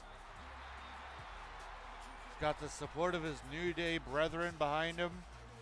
Because in RWF, they haven't split up, like in real life.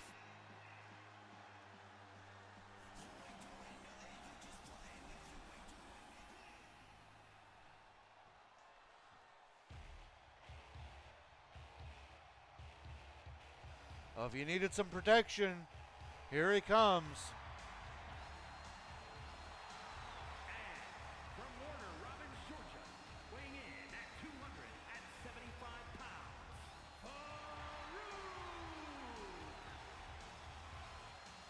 Farouk coming in.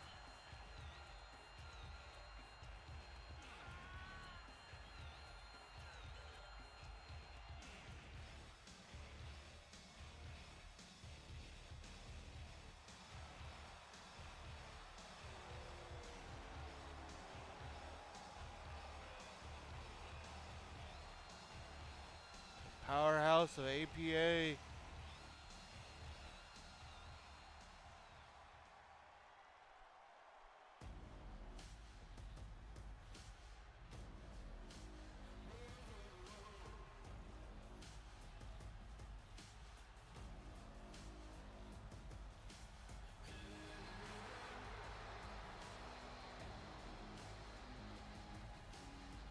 and representing Gallus from Glasgow, Scotland, weighing in at 238 pounds, Mark Coffey. So much like with the women's championship, I did hit random and just selected whoever it landed on. And this man was one of those that it just kind of selected. I don't really know much about him, but much like the others, he's here to make a name for himself.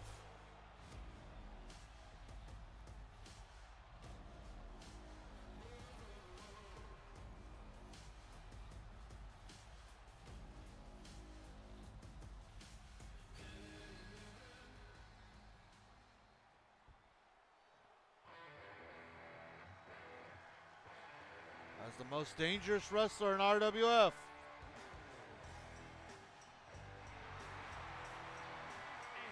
from Truth or Consequences, New Mexico, weighing in at 287 pounds, Cactus Jack. Bang, bang! Cactus Jack is here to make a statement. Foley choosing perhaps the most dangerous of his three personas to compete for the heavyweight title here tonight.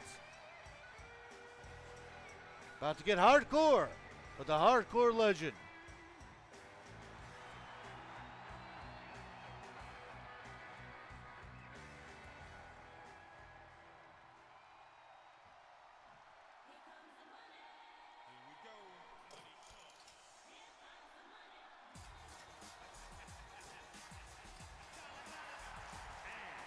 Representing Money Incorporated from New York City, weighing in at 235 pounds, Shane McMahon. Oh, we talked about buying protection. I have it from a very good source that Shane has been put into this match because of a very great donation Money Incorporated made to the NWO and Eric Bischoff.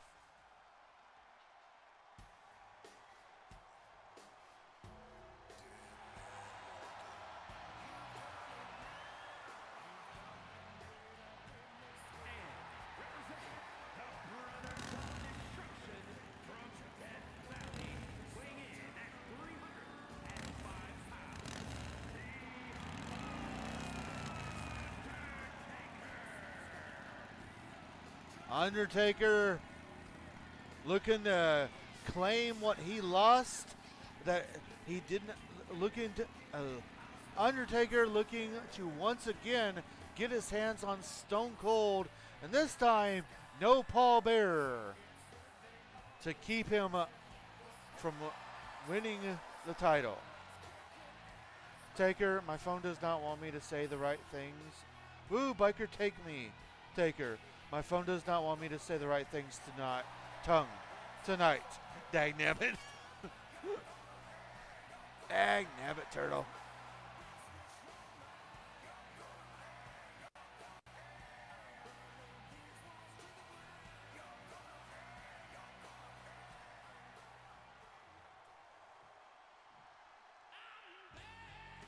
Wait, what? Wait, that's Eric Bischoff's music. Oh, come on.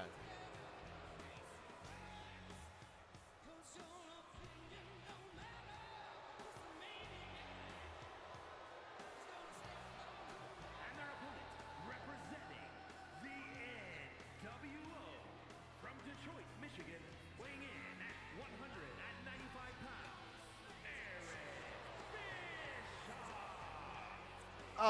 I almost can't believe it. Of course, Bischoff would put himself into the 8-man over-the-top rope battle royal after Stone Cold defeated his man, Hollywood Hogan. Well, he's back and better than ever. As Bischoff makes his way to the ring, betting has opened.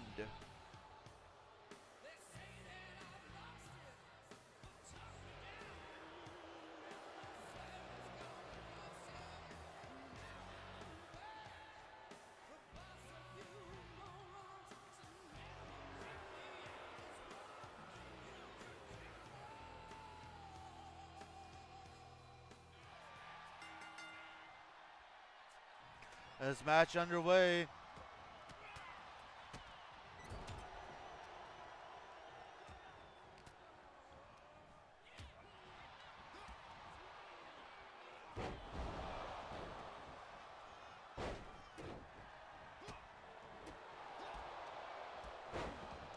Oh, we still have 2 matches after this. Our semi-main event match will be... Our semi-main event, of course, is that tag team match between NWO and the Authority. It'll be Hollywood Hogan and Six taking on Triple H, and the reveal of whoever the 4th man for Team Authority will be at War Games.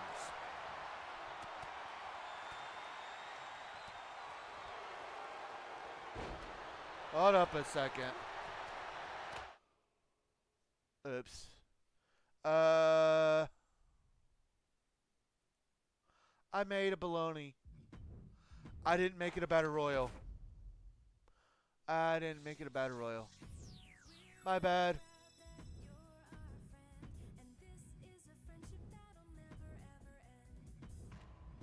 Let me fix that.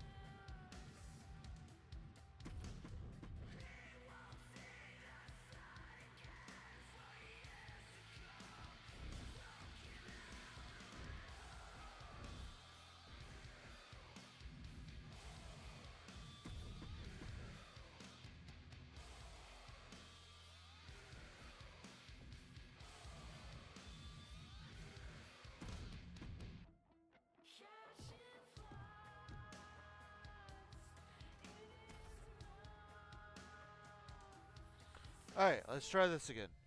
So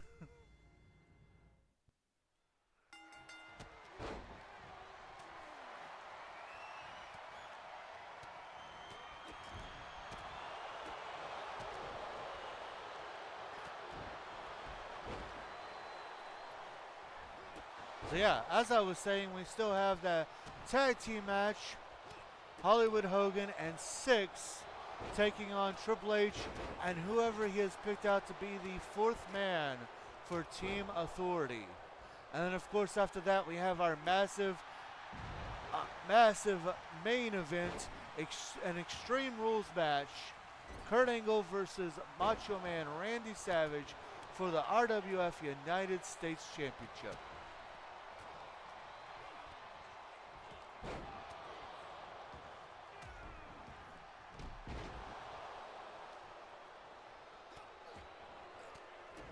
And the moment I saw Theory on the outside of the ground and they didn't say anything about him being eliminated, I was like, wait, something's wrong.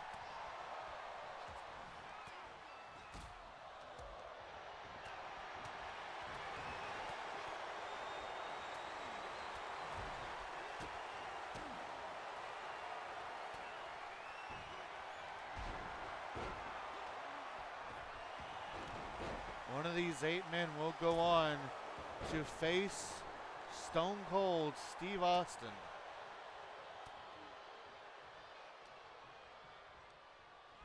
For the RWF Heavyweight Championship.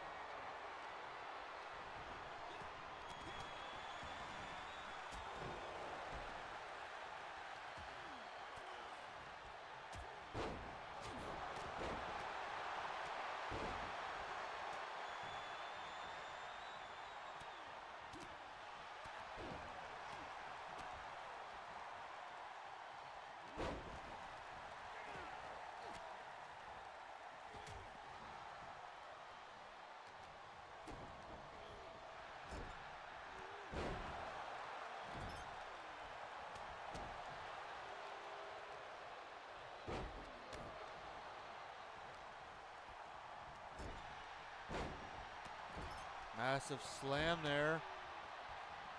And Farouk trying to eliminate Cactus Jack.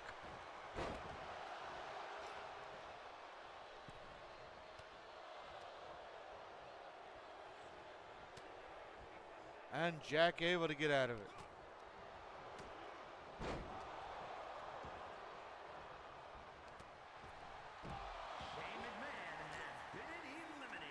Oh, Shane couldn't buy a victory here tonight. Austin Theory has been eliminated. I can't believe it. Bischoff actually eliminated somebody, and it was Austin Theory.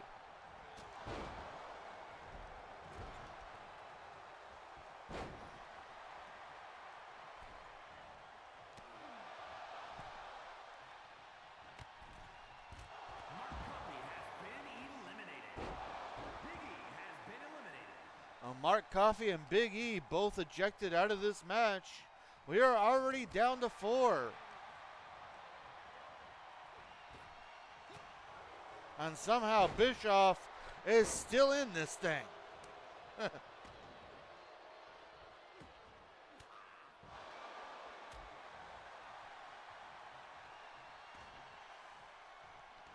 Oh, big choke slam by Undertaker.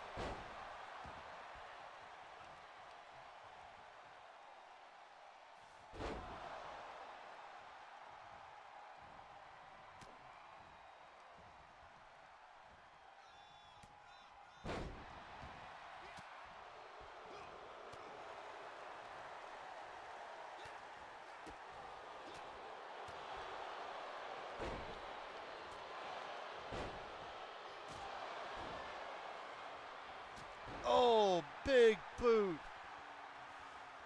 Taking Bischoff down. And uh-oh, Bischoff about to go for a ride. No, he's able to get out of it.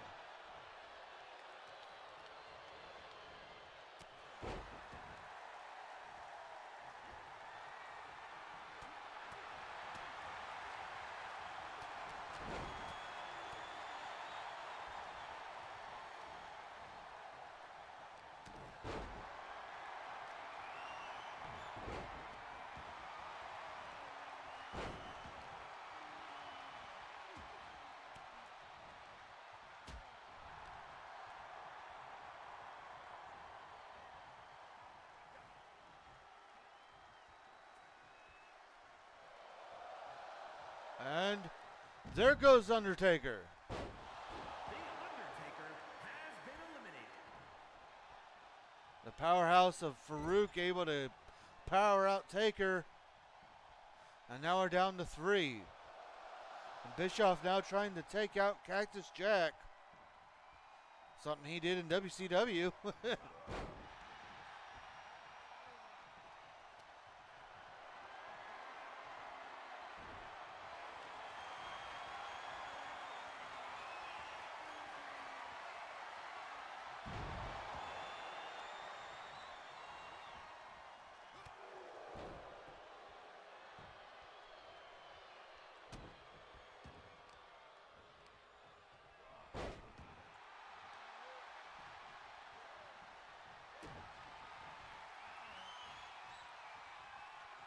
Oh, going for the Dominator, but again, Bischoff able to just slither out of his way.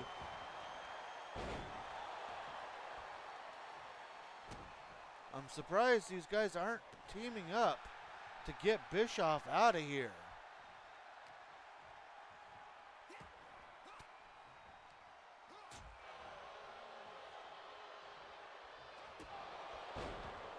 Big kick. Bischoff using those educated feet of his.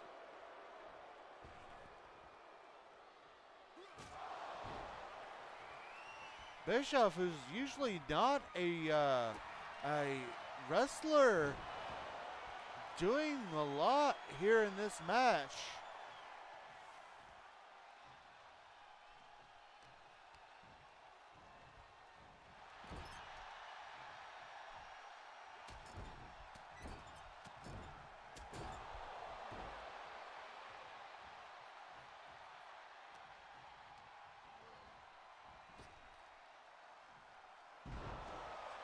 Massive spine buster by Farouk.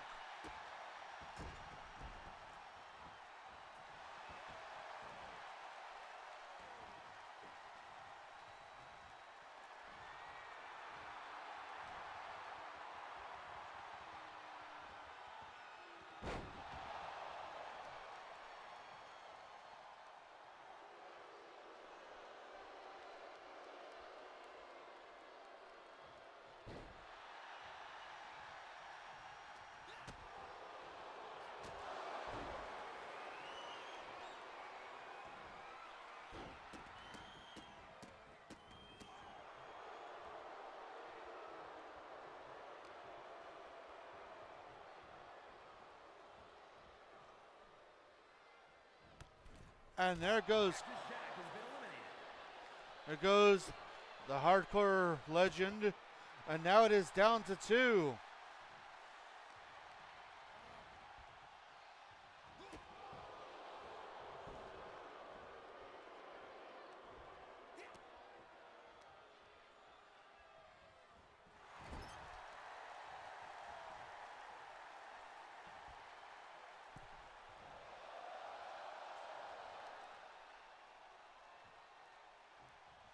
And Farouk, he did it!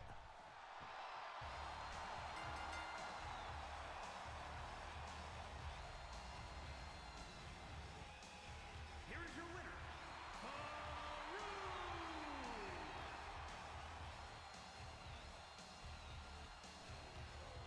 winner, Farouk eliminates Eric Bischoff. Come on, Simmons, let's go. Farouk eliminates Eric Bischoff and earns the right to face Stone Cold at the Survivor Series. With that, ladies and gentlemen, it's time to find out who the 4th man is. It's our semi-main event coming up next. As Simmons would say, dang, dag.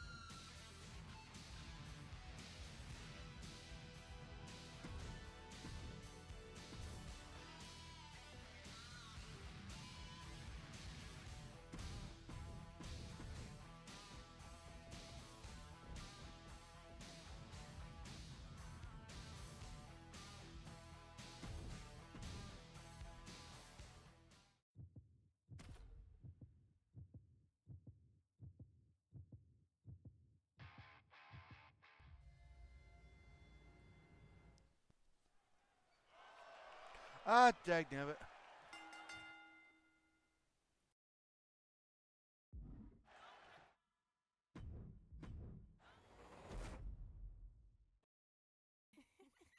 I don't care what y'all say. It's time to rock and roll. This time I'm in control. Right now I own the streets. I got the keys to the city. That's 'cause I get down. Time to rock and roll. This time I'm in control.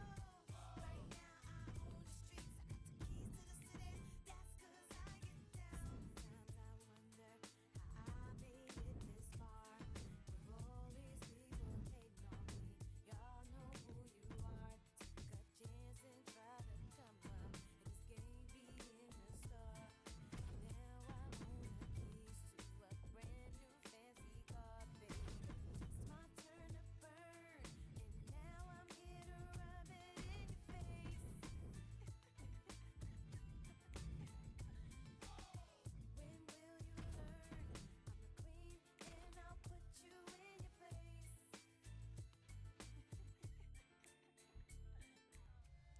Well, here's hoping you didn't get a good look at who that was because I forgot to turn entrances back on. I'm going to play it off like you didn't. The following is a tag team match set for one fall. On the way to the ring, at a combined weight of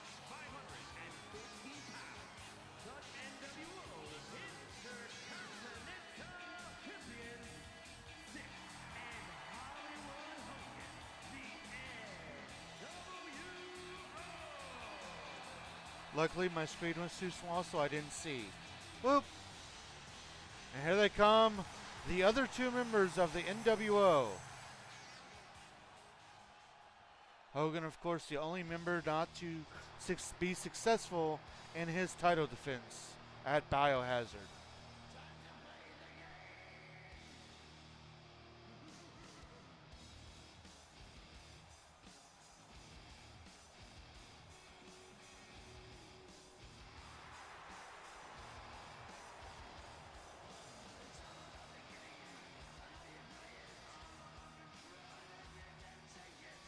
And here comes the leader of the Authority.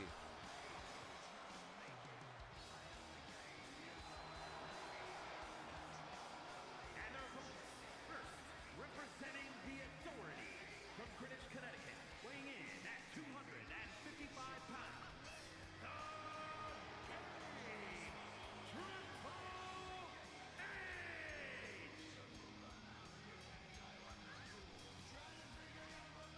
We were wondering, after it was announced that Eric and Triple H would get to choose their own teams, we were wondering if Triple H was going to put himself in the match, and he did.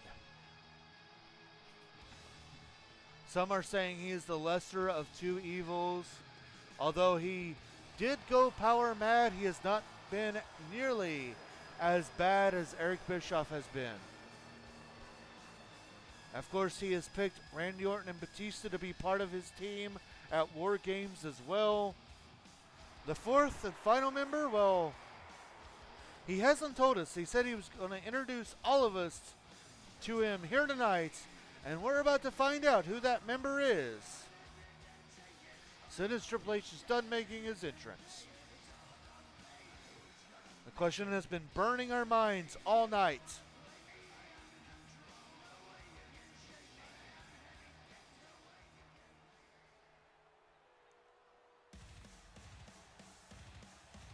I should have known.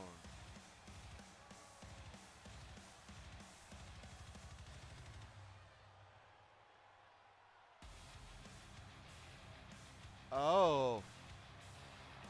And even more so.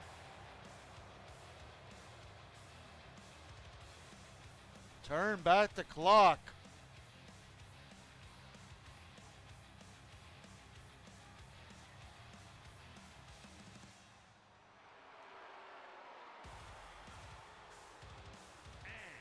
From Davenport, Iowa, weighing in at 217 pounds, Seth Rollins. Seth Rollins is the fourth man, and not just that, but dressing like he did when he was a member of the Authority, coming out to his old theme song that he came out to when he was a member of the Authority. It looks like we got that Authority Seth Rollins. What a pick by the game, Triple H. Woo! Wow, my out of nowhere guess was correct. I can get behind this. The former Kingslayer himself joining up with the King.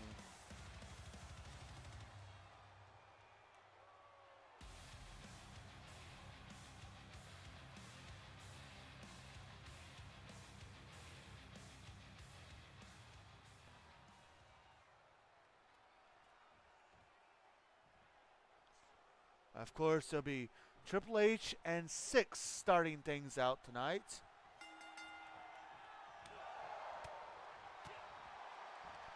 I honestly didn't know what to expect. As I said earlier, it could have been anybody. It could have been Kane. It could have been Shawn Michaels. It could have been X-Pac. Here, look at this. Six, a former D-Generation X member. Still somehow under Eric Bischoff's control. Oh, using Triple H's signature sledgehammer even. If that's not a statement, I don't know what is.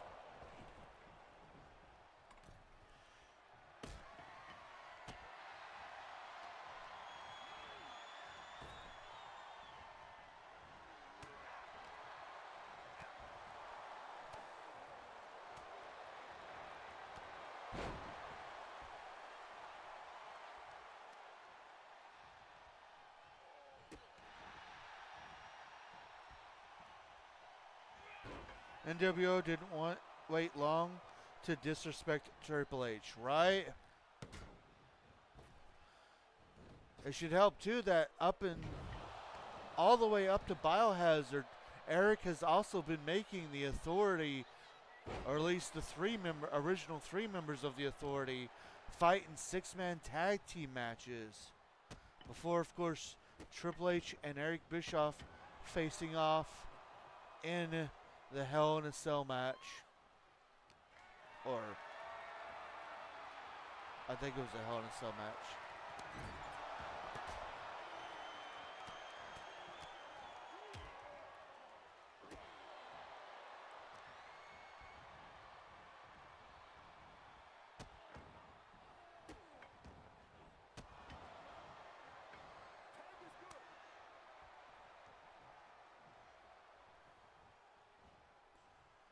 Of course, that was not the only thing either.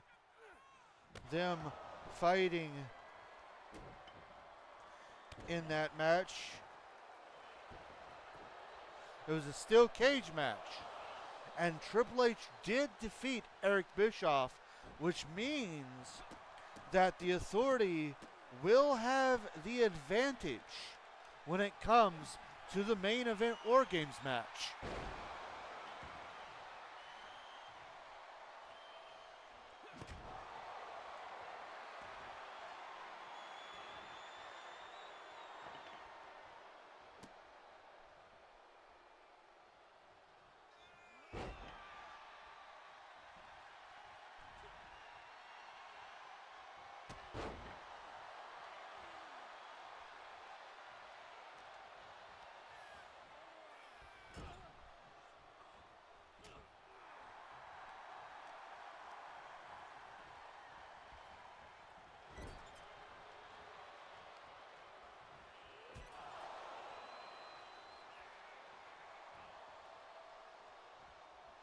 And Seth Rollins showing why he is going to be an asset to the Authority.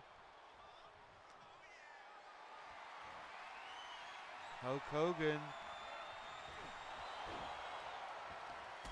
This Hollywood Hogan, man, I'll tell you. The attitude change.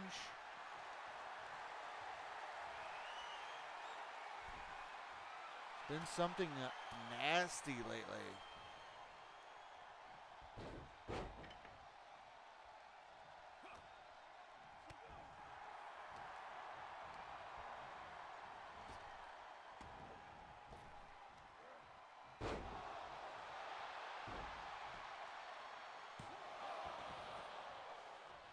Hogan going for an early pinfall, but only getting a 1 count.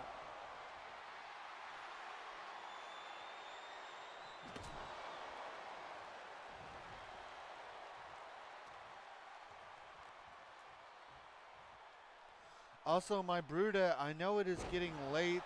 If you end up having to go to bed before the show is over, I completely understand. Big boot by Hollywood Hogan, went for a cover, and Triple H breaks up the pin. I know Hogan going for it. Oh no, Rollins able to get out of the scoop slam, and he's going for it. Stomp into the cover. Only a 2 count.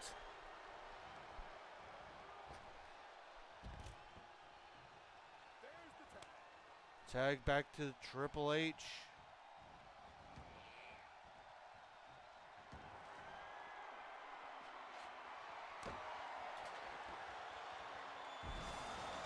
And there's the knockout. Here are your winners, the team of Triple H and Seth Rollins.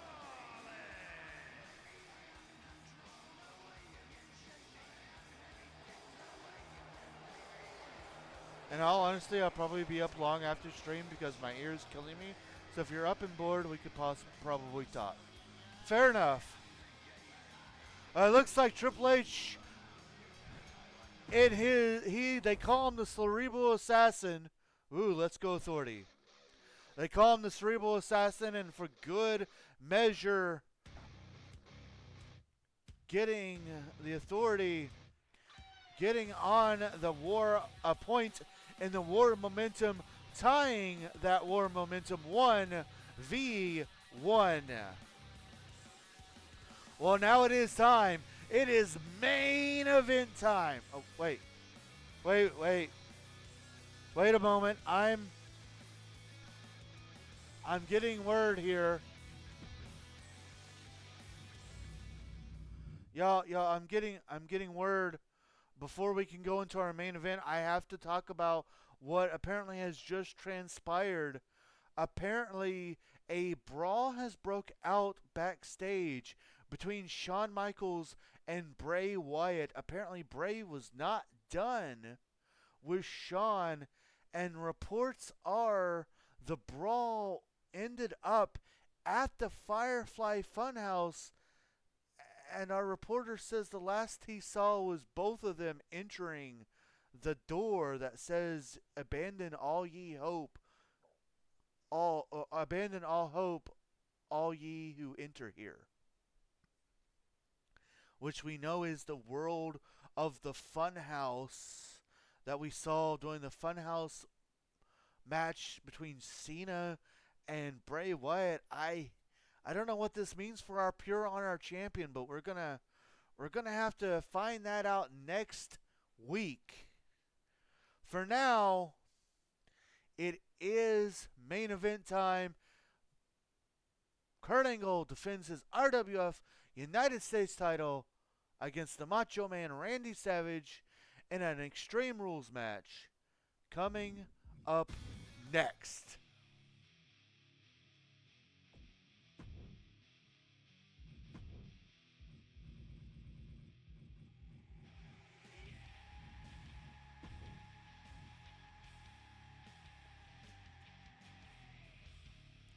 Will Shawn Michaels encounter the Six? Imagine that. Imagine what this experience will do to old Shawnee. I'm hooked.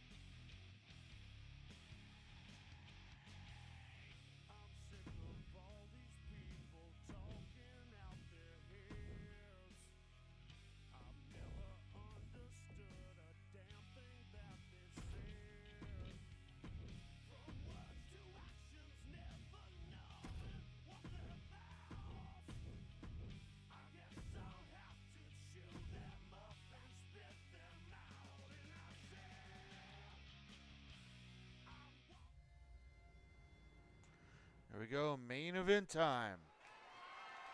The following contest is an Extreme Rules match and is for the United States Championship.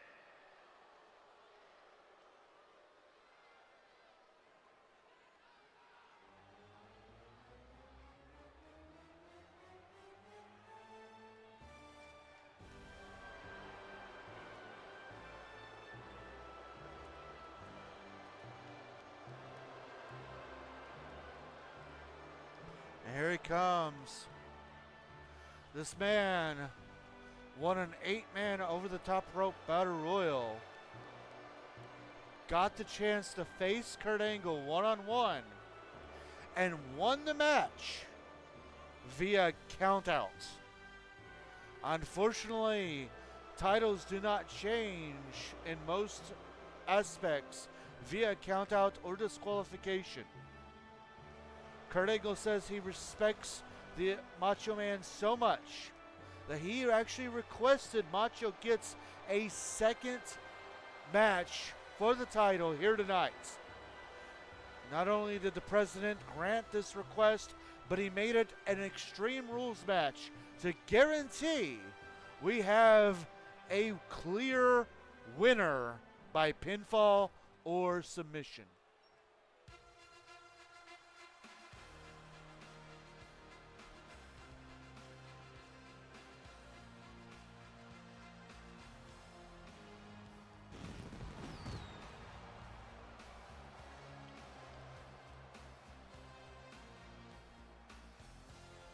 And here comes the champion. Proudly defending that belt ever since he took it from Eddie Guerrero. This was only his second title defense.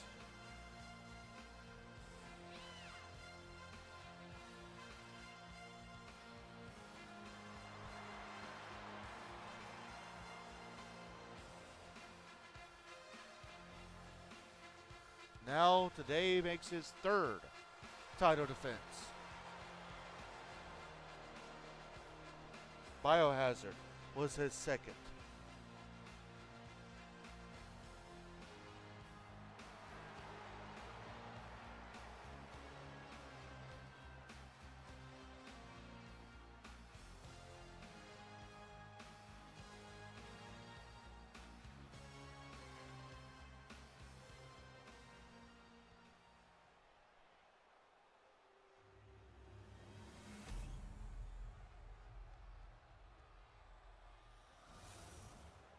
We don't get title matches very often on our regular shows, so I hope you enjoy. Minnesota, Florida, weighing in at 239 pounds, Macho Man Randy Savage.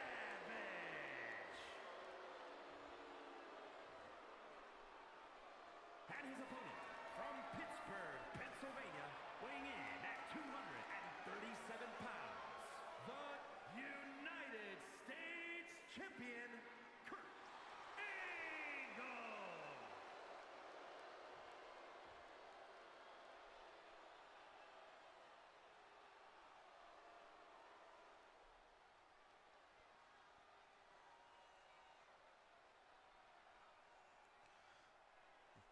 Again, we don't get title matches very often on the regular Tuesday night tussle, but we're getting it tonight, all for you fans.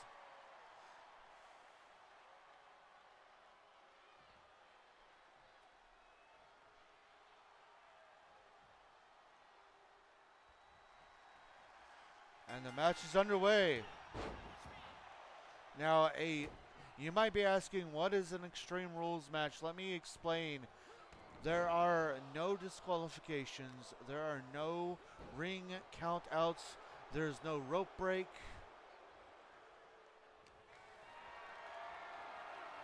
Pinfalls and submissions have to be made inside the ring, and weapons are very much encouraged,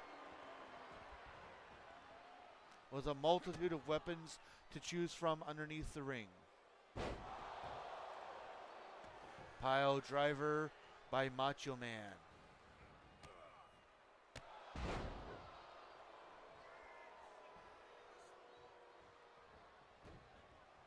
You can call it a Extreme Rules match. You can call it a street fight match.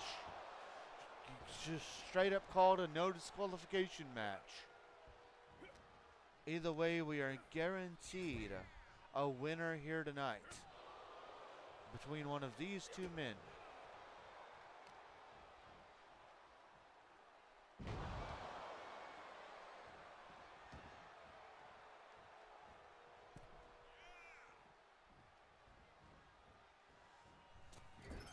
Oh, missing the moonsault.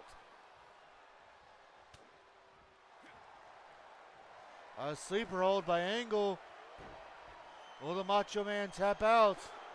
No, he's able to get out of it. Into the most devastating move in all of sports entertainment, but not even a one count.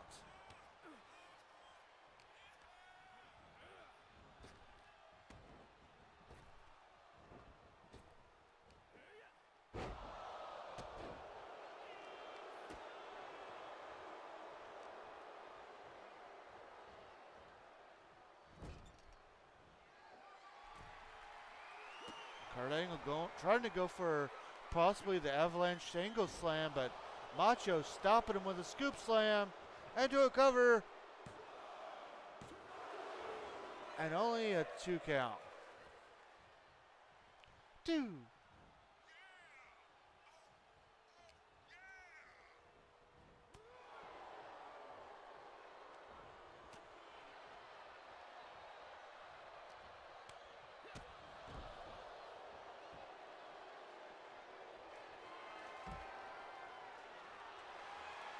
So I couldn't do it because it was all my faction stuff, but they had a Persona card with a new attire for Macho Man with him in his Slim Jim outfit.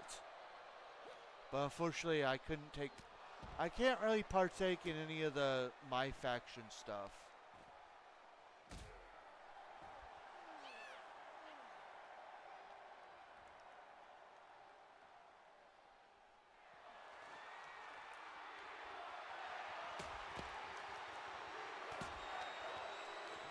Kurt Angle bringing out a kendo stick. Crowd wanting tables. My favorite seems bothersome from what you've. My faction seems bothersome from what you've told me. Yeah, I am not a fan of my faction. If I'm going to play a WWE card game, it's going to be WWE Supercard.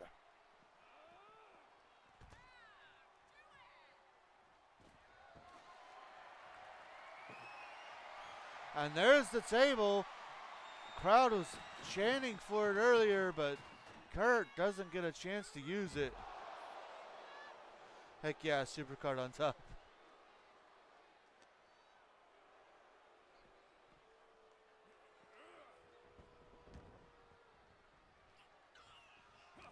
These two getting back into the ring.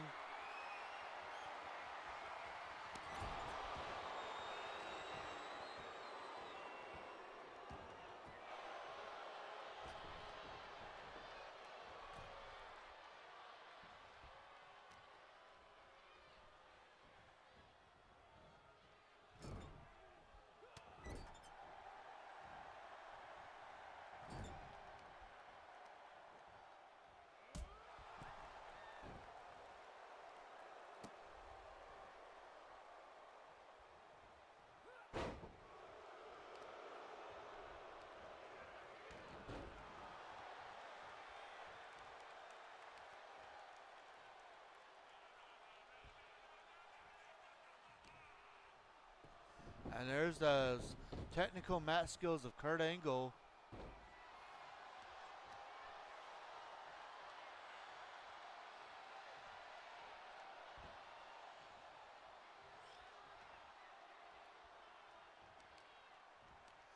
And now Kurt Angle working on that leg. He's trying to soften Macho up for the ankle lock. Oh, power bomb by Kurt Angle into a cover. A kick out at 2.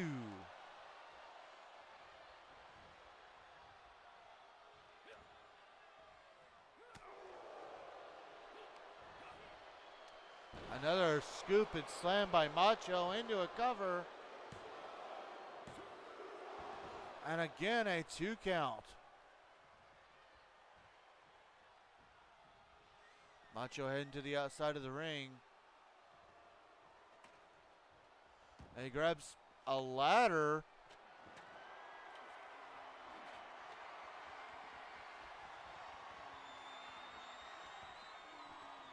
While Kurt Angle grabs a stop sign. Oh, putting a stop to Macho getting another weapon.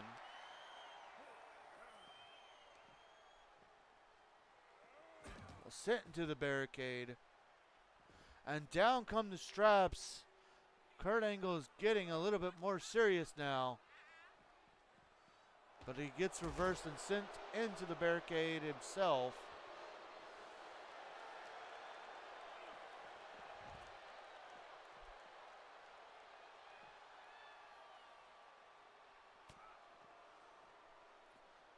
Angle slam.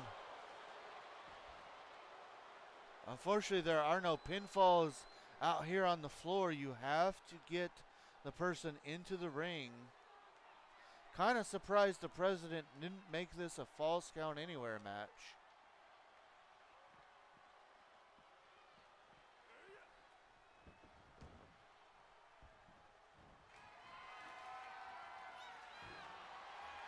Angle with a trash can. And there's an ankle lock. No rope break. Will Macho Man tap out? No, he's able to get out of it. Hashtag Rabbit for president.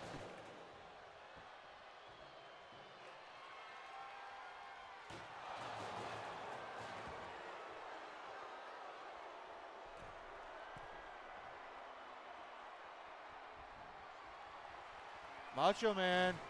Oh, diving elbow. Catching Angle, and there's a pin. And a kick out at 2.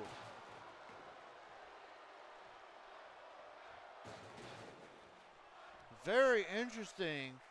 Macho able to get that elbow from the top rope while Kurt Angle was starting to get up. Oh, ouch.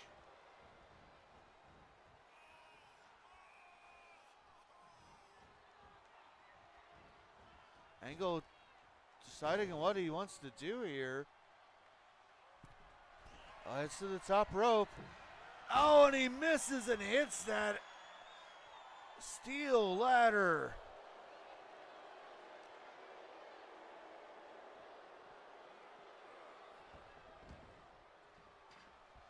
Angle took a little bit too much time on that top rope. And now Macho with a Slim Jim. Of course, Macho would pull out the giant Slim Jim.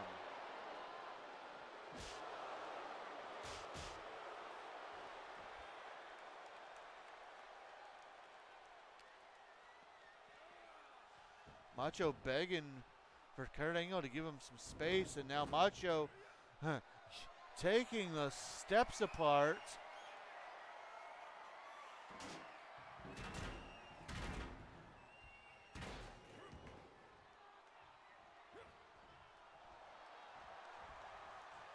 How could he not snap into a Slim Jim? Fair.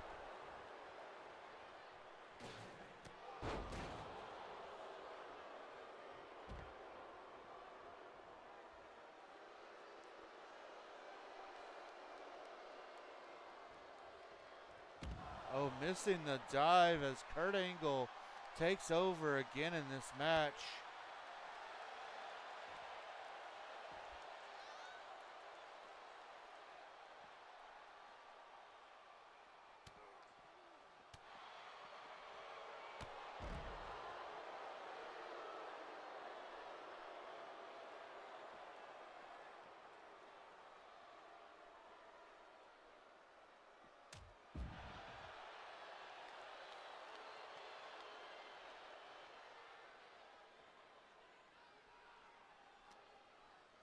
Macho just taking it to the Olympic hero. Win or lose, this is a very well fought match, and what a main event for this Tuesday night tussle.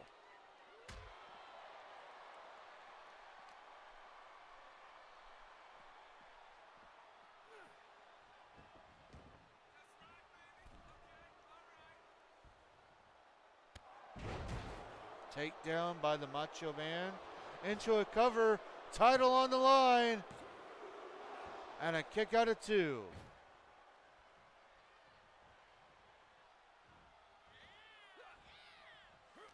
Oh, missing that, and now getting thrown out of the ring. Kurt Angle on top momentarily. Kurt Angle thinking about using the trash can, but second guessing himself. I think Kurt Angle might not know where he's at. And just as I said that, he hits a massive German suplex.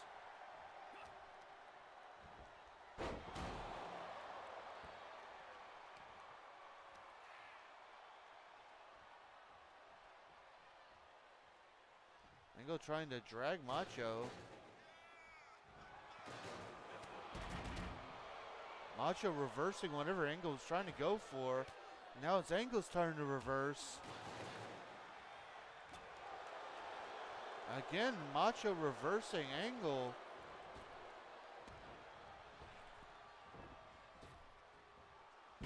Hip toss by the Macho Man. Going for a cover. And a kick out of 2.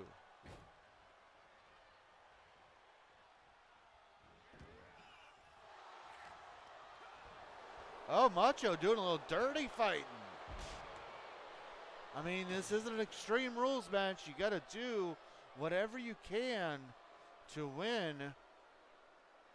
And it's not exactly like Angle's slouch when it comes to dirty fighting either. We know that he can do it. Oh, massive power bomb on the outside of the ring by Kurt Angle. And another German suplex.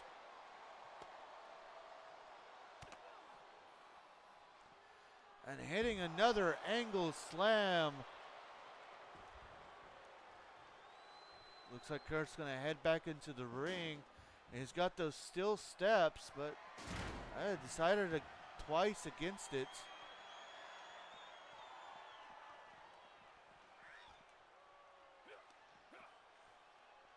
Gets met with a scoop slam on the outside. Macho with the Slim Jim again.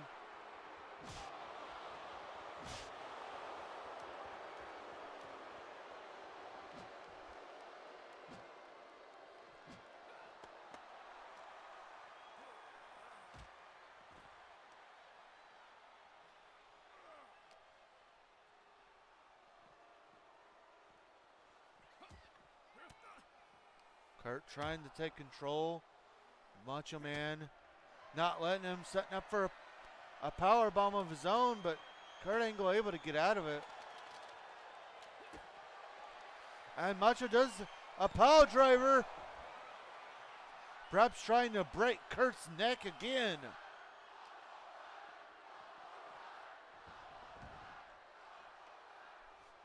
Just for good measure, he grabs that Slim Jim.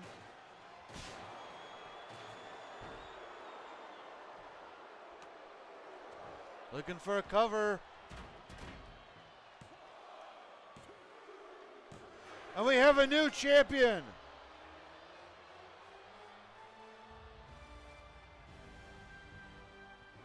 Here is your winner, and new United States Champion, Macho Man, Randy Savage.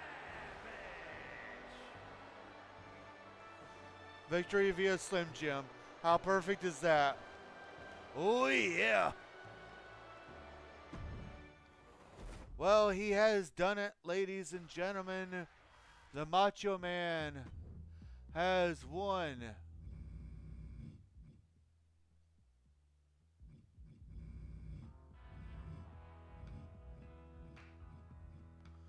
The Macho Man has won the United States Championship to close up this episode of RWF. Just in case you're just now joining us, this is what you have missed. We started the show off with Scott Hall and Kevin Nash of the New World Order taking on Randy Orton and Batista of the Authority, with Scott and Kevin getting the victory. And the first point in the War of Momentum leading up to War Games. After that, we saw 8 women compete in an 8-woman over-the-top rope battle royal to determine the number 1 contendership for the Women's European Championship. That match was won by Bailey, I believe. You know what? I don't remember who all's won everything. So, if you haven't seen the results and you want to know the results, make sure to join the Discord, because they will be posted to the Discord. Or rewatch this episode when it comes on YouTube. Y'all, I hope you have enjoyed. Bailey did win. Fair enough. I hope you have enjoyed this episode of the Rabbit Wrestling Federation. We are not going to do a raid tonight because we did go into we did kind of go a little later than I thought we were going to. So no raid. We're going to go ahead and get into our commands. I will let you guys go. Remember that we do not stream on Wednesdays, but I will be back this Thursday with the return of Thieves Guild Thursday and our boy Scratchy McStill Your Stuff in the Elder Scrolls Skyrim. For now, as always, we are sponsored by our Lord and Savior, Jesus Christ. He has blessed both me and my wife extremely greatly. We want to make sure that we return his blessings by giving him all the honor, glory, credit, and praise that he rightfully deserves.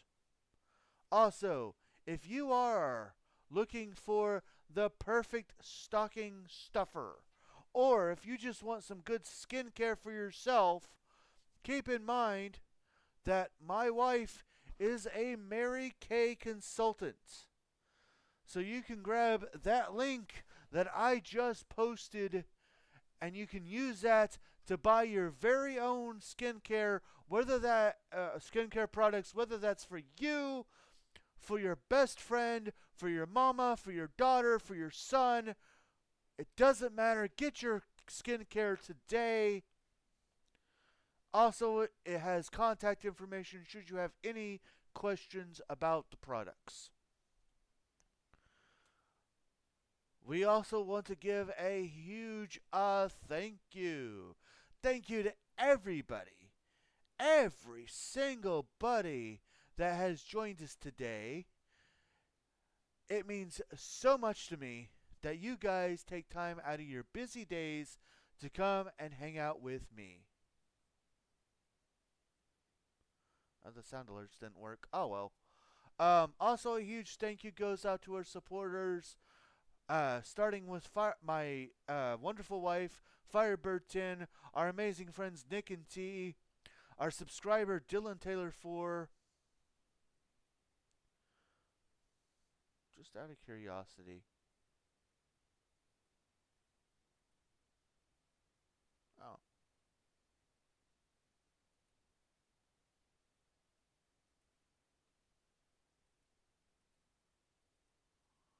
Huh.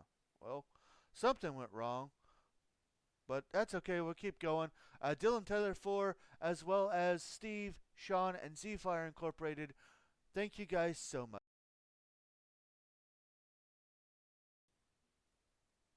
Thank you!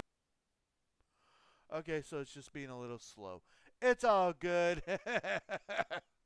Oh, technical difficulties at the end of the stream. Thankfully, it is here at the end of the stream. Discord. We have one of those. If you have not joined our Discord, feel free to grab that link that's been posted into the chat. We've got tons of chat rooms. That's where important announcements are had, important decisions are made, the wrestling results are posted, and we just love to see you there. Another place that we would love to see you is over on YouTube. If you'd like to see one of our past live streams or even rewatch this one when it gets uploaded, feel free to grab that link and join us over on the land of YouTube.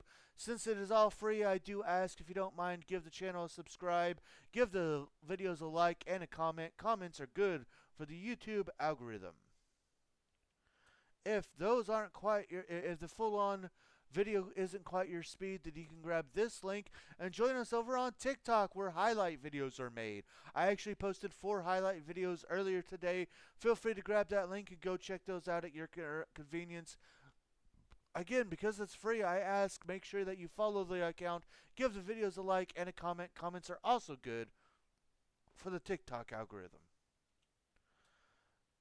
Y'all, it is Black Friday, Cyber Monday, whatever. There are stuff in PlayStation for the 30-year anniversary. There's a couple games I'd love to play. FNAF Security Breach. It's on sale right now. I need your help though. If you want to see me play one of these games, then I need you guys to help by donating to my PayPal if you want to see me play those games. Otherwise, I won't be able to. But it's as I always say here on JRabbit87, y'all, if you would like to support, here are ways listed in the chat are ways that you could help support. Nothing is ever required though, but everything is very much appreciated. With that, it is time to end things, my friends. I will see you on Thursday. For now, I am JRabbit87, and I hope you all have a very good night.